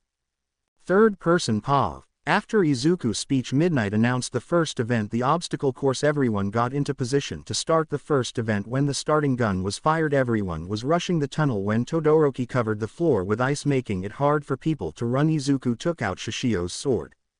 Ichi no Heiken. Homura Dama, I say as I created sparks from the frictions between the blade and sheath to ignite the human fats to make a fire slash that melts the ice, and I start running, catching up to the top three, Todoroki, Izumi and Bakugo. They were stopped in their tracks by a large amount of robots that we faced in the entrance exam. Todoroki froze them solid. Izumi jumped and punched a hole on the robot chest. Bakugo simply explodes the robot. I dodge all the rubble they made, grabbed a large piece of metal and speed ahead of them. What an amazing performance by Izumi, Yagi, Shoto, Todoroki and Bakugo, Katsuki, but they forgot this is a race as well, and now the Quirkless savior Izuku Himura has the lead. President Mike said, making the three open their eyes and start running again. Thanks for that, Izuku said sarcastically as he looks behind him and sees the three catching up as they made it to the next area, which was a pitfall area. It seems simply enough something's not right, Izuku thought to himself before stopping, taking everyone by surprise. Looks like the 1A trash has given up, said Nito Monoma, who was dashing after stealing Tensai Ida's quirk. He jumps only for a tentacle to grab him. What the? That's all Monoma could say before it appeared. Looks like the animatronic worm got its first victim, announced Mike as the worm dragged Monoma into its mouth, disqualifying him from the race. Izumi was next. She jumped the hole when the worm tried to catch her. She used one for all to destroy the tentacle, making it to the other side. Todoroki jumped when the worm tried to grab him. Todoroki froze the tentacles and used them to jump to the other side. Bakugo simply used his explosions to fly him to the other side and started running. Izuku took a few steps back. What's this? Izuku Himura lost his lead and is walking backward. What is he thinking? Mike announced, making the crowd look at Izuku, and started running before jumping high and long. He can fly, Mike screamed, almost breaking the microphone. No.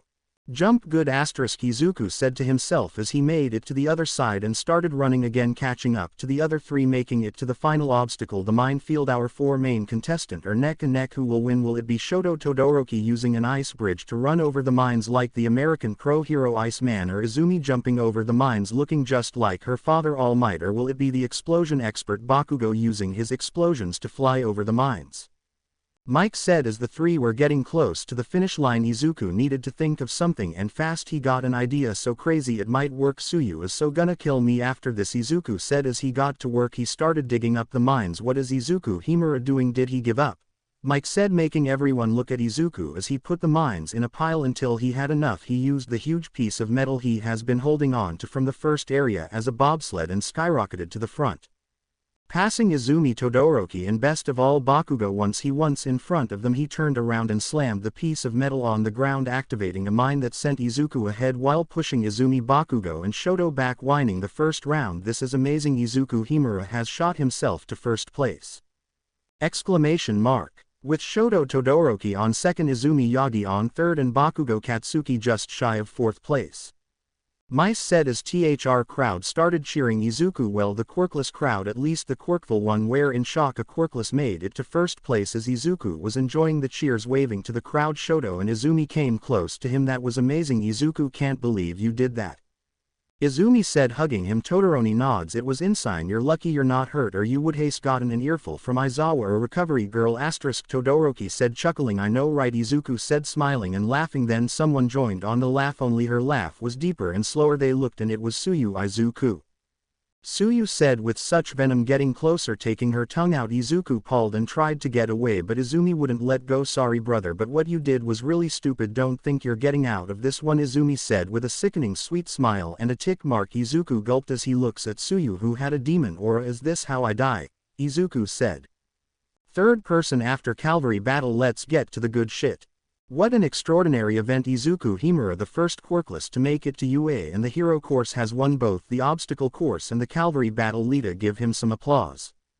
Midnight said as the Quirkless crowd cheers as the Quirkful ones boo. Izuku looking at the Quirkless smiling waving at them all. Katsuki was foaming at the mouth with fury that a Quirkless Deku beat him 2 times. Now let's get to the final part of the sport festival. A 1 versus 1 fighting tournament. Everyone cheers as the opponents are being organized. Izuku looks and he needs to fight against 4 people before making it to the finals. This should be fun, Izuku said while cracking his neck, a huge red mark on his cheek where his girlfriend slapped him. Now let's get the first fight of the tournament. Izuku Himura versus Hitoshi Shinso. Competitors get to the arena. Midnight said as they make it to the arena, our faces on the screen. Izuku Pav. Even though he done well, what's with that face? Izuku comment. Midnight said, I sigh, not much, just don't piss of your girlfriend if you knows what good for you. Izuku said, making many laugh and Tsuyu to have a huge smirk on her face. Before we start, can I say something? Shinso said. Midnight's nods. My quirk is brainwashing people. Consider that a villain quirk. Well, a huge army of the undead appears behind him. Maybe it is, but I'm gonna use this evil quirk as all you call it to win. Izuku, I respect you, but I am sorry, I am gonna win this. Shinso said. I simply smiled and took out Shishio's sword. Well, see about that. I say, wait, isn't this illegal? Midnight asked as all eyes turn on Nezu. Not at all. Shinso is using his quirk to control the undead, so it's fair game. Let's see how Izuku fares against an army. Of course, with so many, I'll make an exception this fight and let them fight with the out of bounds rule. Nezu said. Alright then, ready set go. As soon as she said go, the zombies ran towards me. I pulled Shishio's sword and put myself in a stance with a smirk on my face. The zombies got close enough and I started fighting, cutting the first zombie that went to my in half. Then I uppercut my sword, sending another zombie flying. As I am on the air, I slash down, cutting a zombie in half. As it slowly falls, I jump and cut a zombie head off. Such violence. This isn't a fight, it's a freaking massacre. Mike announces as everyone watches me as I turn around and cut another straight in the cut, making its intestines fall off. One gets close to biting me as I block it with my sword and slash him so fast its head exploded. I stabbed another and slash up, ripping him in half while doing a somersault drop, kicking a zombie in the head to the floor. Brain matter spilled everywhere as I jumped and picked 2 other zombies to the ground. Oh my god, just how strong is Izuku? None of the zombies are even scratching him. Mike announces. Tisk, damn it, come on. Shinso said as he orders more zombies to run to me. I backward stab one behind me before cutting the arm of another in front of me, then its head. A bunch of zombies tried to jump me, but I jump higher and fall down, causing a gust of wind to send them flying. I dash to another patch and just start chopping them to pieces. One zombie grabbed my back as I stab him, but another zombie grabbed my front. As I fall down, I flip kick him off of me, only for a group of remaining zombie jump on top of me as more and more jump on top of Mr. Could this be the end of Izuku Himura? I hear Mike scream as I heard Tsuyu scream my name. I give an almighty scream as I say Sui no Heiken. Kaguzuchi, *, the ultimate technique that Shinshio taught me that I now have in my arsenal. I activated by scraping his blade from the base to the tip on the end of the sheath, creating a small fire cyclone around the edge, then slashing at the enemy, which engulfs them in a pillar of fire. Thus, I incinerate the remaining zombies entirely while cutting through them. I dash to Shinso. I surrender, Shinso said as he feels the tip of my sword on his neck, causing some blood to come out. The winner of the first match is Izuku Himura, Midnight said as I put my sword back on its side. I look at Shinso. That was a good trick you did there. If you would have fought anyone other than me, you would have won, I say as I out my hand out and he shakes it. Thanks, I won't lose next time, Shinso said with such determination, such sportsmanship, it really turns me on. Midnight screams as me and Shinso let go and moment ruin, we say at the same time before laughing and walking away to see the next match. Third person POV time skip to Izuku's second fight. We see Izuku walking out to the arena. It was time. Izuku vs Momo, son of All Might versus the heir of the Yaoyorozu Empire. People were expecting Momo to win this since Izuku was quirkless and Momo he had a reputation to uphold since her family have never lost at anything, and she will not be the first. Izuku could see this stress on Momo's face and smirked since he could use it against her. Izuku looked up at the quirkless. He knew he had to win this festival, not just for him but for them, for every quirkless person out there. Momo was walking towards the arena as this was her match. As she was walking, her mind was in another place, thinking that she needs to win to uphold the Yaoyorozu family name and make his family proud, moreover her grandfather proud, since he never approved of her since he wanted a boy, and she wasn't gonna let a Quirkless with a kitchen knife get in her way of that fortune.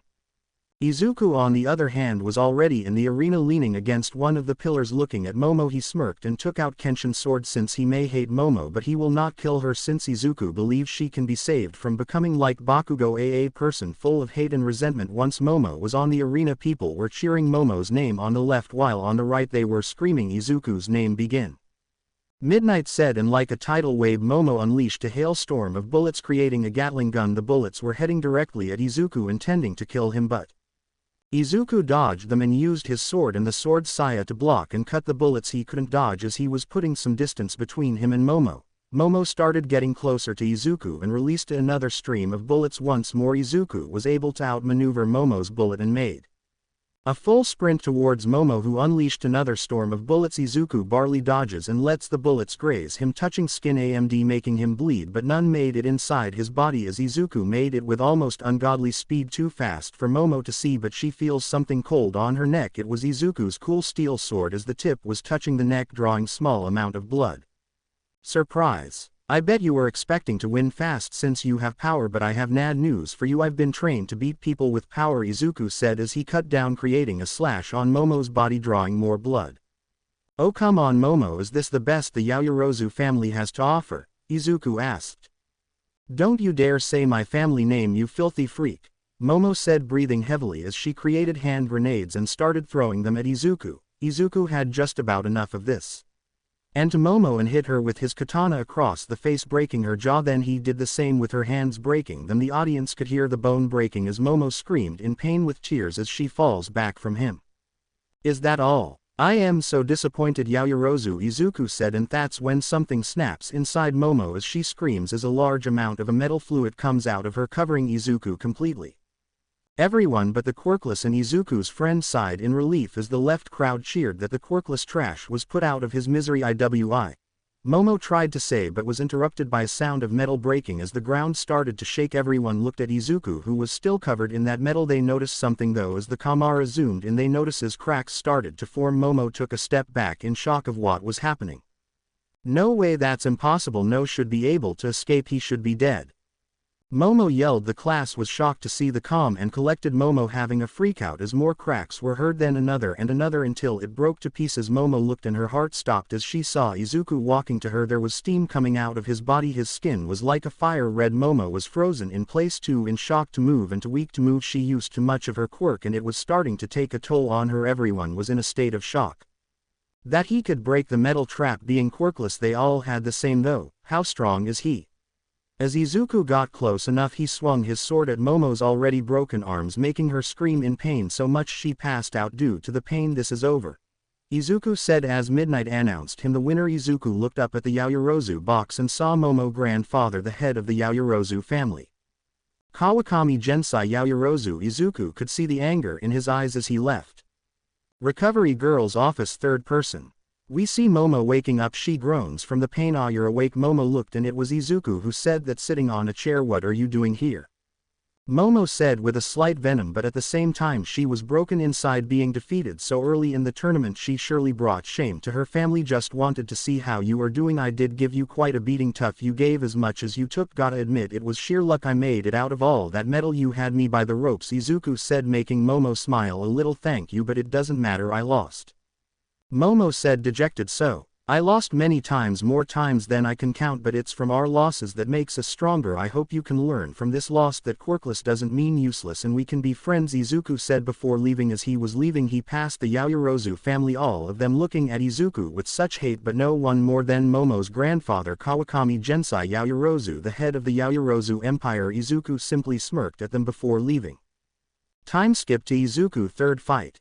Up next we have the explosive expert Katsuki Bakugo vs the Quirkless savior and underdog of the tournament Izuku Midoriya. Midnight said we see Izuku and Bakugo both coming out of different tunnels. Let's give them round of applause. Katsuki Bakugo has fought hard to make it here today, winning against the Fire Ice Prince Shoto Todoroki and the daughter of the #1 hero All Might! While Izuku was slouch beating the mind-controlling Hitoshi Shinso and the heir of the Yaoyorozu Empire Momo Yaoyorozu, this will be a fight to remember everybody. Midnight said the crowd was crazy, the Quirkless cheering for Izuku while the people with Quirk cheering for Bakugo. Two people once friends now enemies. Bakugo sees Izuku as nothing but a Quirkless Deku, a stepping stone for his way to the top. As for Izuku, all he sees someone he used to admire and consider a brother, now nothing more than a monster. He has nothing but pity for Bakugo. Once both were on the arena, Izuku stood a few feet away from Bakugo. Bakugo was glaring at Izuku, but he showed no signs of being intimidated. He only showed pity, which pissed Bakugo more. Do me a favor and give up or else I am gonna kill you. Bakugo said, you can try, but I have fought stronger opponents than you, Katsuki. I won't lose to you. Izuku said, no fear in his voice, there no one stronger than me. Bakugo screams as he launches towards forgetting this was a tournament and Midnight has not yet said start. Izuku dodge all of Bakugo's punches, looking at Midnight to get out of her shock. Start. Midnight said as soon as she said that. Izuku punched Bakugo square in the jaw, sending him flying, almost making him go out of bounds. Izuku took Shishio's sword and got ready to fight as Bakugo got up in snarls. In anger, charging once more to Izuku, activating his quirk to make him go faster. Izuku didn't move as Bakugo got close enough and threw a right hook, which Izuku grabbed him by his wrist and sent him over his head, right into the ground. Predictable, you always start with a right hook, Izuku said, letting go of Bakugo, jumping away from Bakugo as Bakugo starts using his quirk, exploding everywhere. Bakugo as he got up only to be received multiple slashes from Izuku, causing Bakugo to bleed. Bakugo tried to punch Izuku, but Izuku blocked every punch with the hilt of his sword, not even breaking a sweat. Bakugo was breathing heavily, feeling his body sore from all the cuts. Bakugo, foregoing his plan, let loose a blast unexpectedly in point-blank range of Izuku, this one being too close for Izuku to dodge completely as his shoulders took the full force of the blast, causing Izuku to yell in pain. If that shot would have hit him completely, he would be dead. Izuku, having enough of this, and put Shinso's sword back on its saya as he took out Kenshin's sword. Hidden Mugen Zan Flying Heaven Infinity Slash, Izuku said as he sued an ancient and seemingly lost move that his sensei Kenshin taught him as a mighty charging onslaught of unrivaled power and are executed to beyond the spectrum of visible motion the naked eye can detect within splits of a second. Due to the nature of the required speed and force required to naturally accelerate beyond Shinsaku, pushing Izuku to the limits of his bodily ability, the final slash is augmented with such strength that it creates such tremendous impact, capable of smashing, shifting, and raising the nearby earth before Izuku and Bakugo, and the force with which the blade lands into the earth is powerful enough to send Bakugo flying into the air, before the attack's full effects can take hold. In the eyes of bystanders, the sheer immeasurable execution speed of the technique gives the impression the final slash is seen as the only single slash delivered by Izuku, and in turn makes the collateral damage the attack leaves behind as the only spectacle of its evidence of performance. Once finished, Bakugo was knocked out of bounds, his body full of broken bones and bruises. The winner and going to the semi-finals is Izuku Himura. Midnight said, making the Quirkless and even some of the people with quirks cheer. Time skip to Izuku next battle. We see Tsuyu hugging Izuku. They had a few minutes till Izuku next battle and Tsuyu had news to tell Izuku. She was crying, which Izuku found odd but didn't really mind since she's been acting weird for the past few weeks. Tsuyu, baby, what's wrong? Why are you so sad? Izuku asked, worried for his girlfriend. I am not sad, Izuku, I am happy. I am pregnant, Tsuyu said, smiling with tears. Izuku was in shock. Pregnant? Izuku said, breathless. In shock. Pregnant? Izuku said again, hugging Tsuyu. Happy as can be as Izuku name was called. They kissed both with tears. Happy as can be as Izuku heads to the arena. Get ready everybody, the semi-finals is here today. Mike screamed, making everyone cheer. In the blue corner we have the younger brother of Tensai Iida, aka the Turbo Hero, Ingenium, the kid with the stick so far up his ass not being able to bend over Tenya Iida. Mike said, making everyone laugh and Tenya to blush in frustration. Tsuyu may have bribed Hokage to sneak in and change the paper, and in the red corner, love him or hate him, you can't deny his skill. The first quirkless kid ever to make it to the hero course, Izuku Himura. Mike finish reaction was mixed, half cheered, half boo, but Izuku didn't care, he just smiled all the way through. Tenya sneered. Izuku pissed, a quirkless made it this far. Okay, fighters ready, Midnight said as Izuku and Tenya got ready. Begin. Midnight yelled, both charged at each other. Izuku had his special gauntlet PN him filled with gunpowder as Tenya used his speed making a mini tornado Surfinef through his their fists. Collied with each other, causing a big explosion, sending them both back from each other a few feet. They ran to each other again. Izuku then took out Shishio's sword and slashed it vertically to the air, causing a fire to come out of his sword to Tenya, but Tenya was able to evade the fire. Tenya looked back at Izuku wide-eyed, but that only lasted a second as he charged at Izuku once more at amazing speed, but Izuku was able to evade all the punches Tenya was throwing thanks to training to jump good. It also made him quick on his feet, but not fast enough, as Tenya was able to kick Izuku in the stomach and follow it up with an uppercut to his chin, making Izuku fly into the air. Izuku tried to balance himself and throw another fire slash, but Tenya jumped behind him and realized a powerful attack reciprocal burst. Tenya yelled as he kicked Izuku in the back, making him fall down fast and hard on the arena, creating a huge crater. Izuku got on one knee, breathing heavily. He could feel his ribs broken and the blood slowly coming down his head and his back. "You cannot fight against me. I have the powers of quirks on my side." Tenya yelled. "Yeah, well, I have the power of God and anime on my side." Izuku yelled, smirking, making Tenya more mad that Izuku would dare make jokes in a fight. Izuku takes out Kenshin's sword and ran at Tenya and starts swinging at Tenya, but Tenya was able to dodge it, but Izuku got lucky and was able to hit Tenya's knee, causing Tenya to kneel. Izuku followed this up with a slash to his back. Tenya yelled out in pain, but he wasn't out yet. He quickly got up and punched Izuku full speed in the stomach, sending him tumbling back a few meters. Izuku puked out blood, a lot of blood, holding his stomach, which was quickly turning purple. Izuku spits blood out of his mouth and wipes the remaining blood from his lips, and looked at Iida, who was limping, almost as much hurt as Izuku, only more tired from using so much of his quirk so fast. Izuku stood up and went full sprint, ignoring the blinding pain he was feeling thanks to the adrenaline running through his veins, catching Tenya off guard, punching Tenya in the mouth, breaking his jaw. Izuku was going for another to break Tenya's nose, but Tenya caught Izuku fists, locking them both in place, both trying to overpower the other, but both having very little energy left and both weak from the pain. Darn it all, Izuku yelled as he headbutted Tenya, causing blood to slowly come down both of them as Tenya fell down, passed out by a mix of overusing his quirk. Izuku attacks and the headbutt being the final nail in the coffin, the winner by knockout as Izuku Himura. He is going to the finals, Midnight yelled as almost everyone cheered. The only ones who didn't was the Yaoyorozu. Izuku looked AP at them and gave them a smirk before passing out. Izuku wakes up in Recovery Girl's office and sees Katsura Kogoro. "What the fuck do you want?" Izuku said in a tired voice. "My, is that any way to treat a friend?" Katsura said. When Izuku didn't give a response, he just continued, "I have a new game for you, my little swordsman," Katsura said, with Izuku snickering. "And why would I do that? You're in a place filled with heroes," Izuku said. Katsura just laughs slowly as Tsuyu comes inside. "Why?" "Because of this," Katsura said, snapping his fingers, and Tsuyu melts into a blonde girl giggling. "Say hello to Himiko Toga," Katsura said, smirking. "Where is Tsuyu?" Izuku said in a cold, serious voice. "That's more like it. Why, she's in a safe place. What happened to her? It's up to you. Oh, and that whole pregnant thing, that was I lied just to fuck with you," Katsura said, laughing, making Izuku more mad. Now Izuku, calm down. "You see, Mr. Yaoyorozu paid a lot of money for you to lose," Katsura said. "So what, you want me to throw the match?" Izuku asked with a sarcastic tone. No, my boy, where is the fun in that?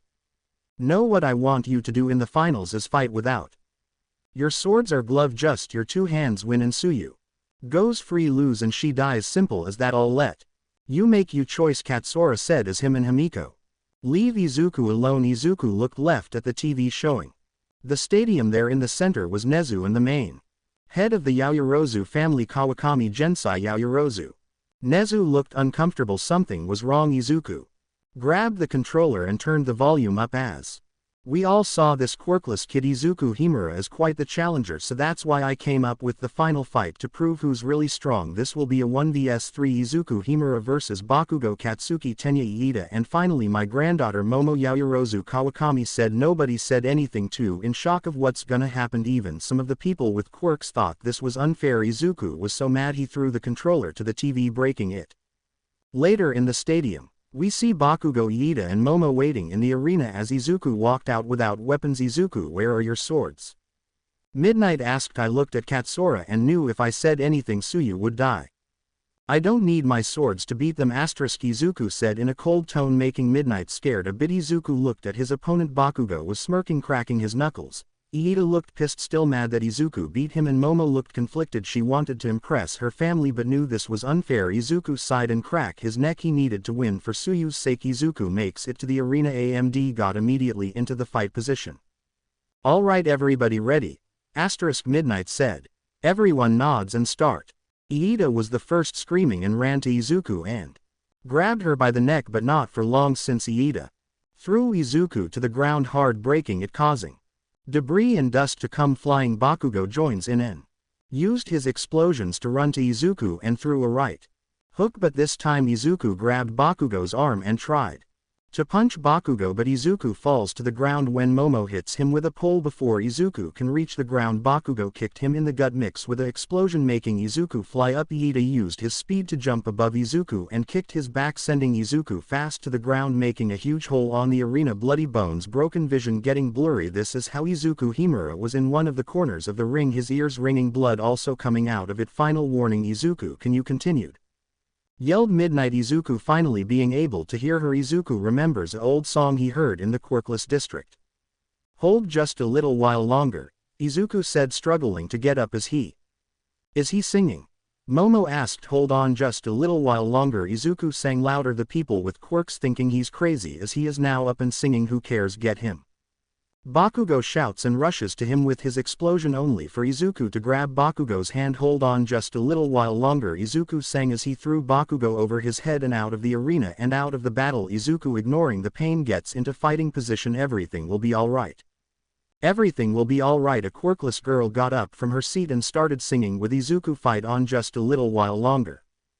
Fight on just a little while longer. More and more quirkless people got up from their seats and started singing as Izuku started walking to Iida. Pray on just a little while longer. Everything will be alright. The quirkless and Izuku sang as Iida and Izuku fight. Iida punching Izuku over and over, but Izuku never falls down.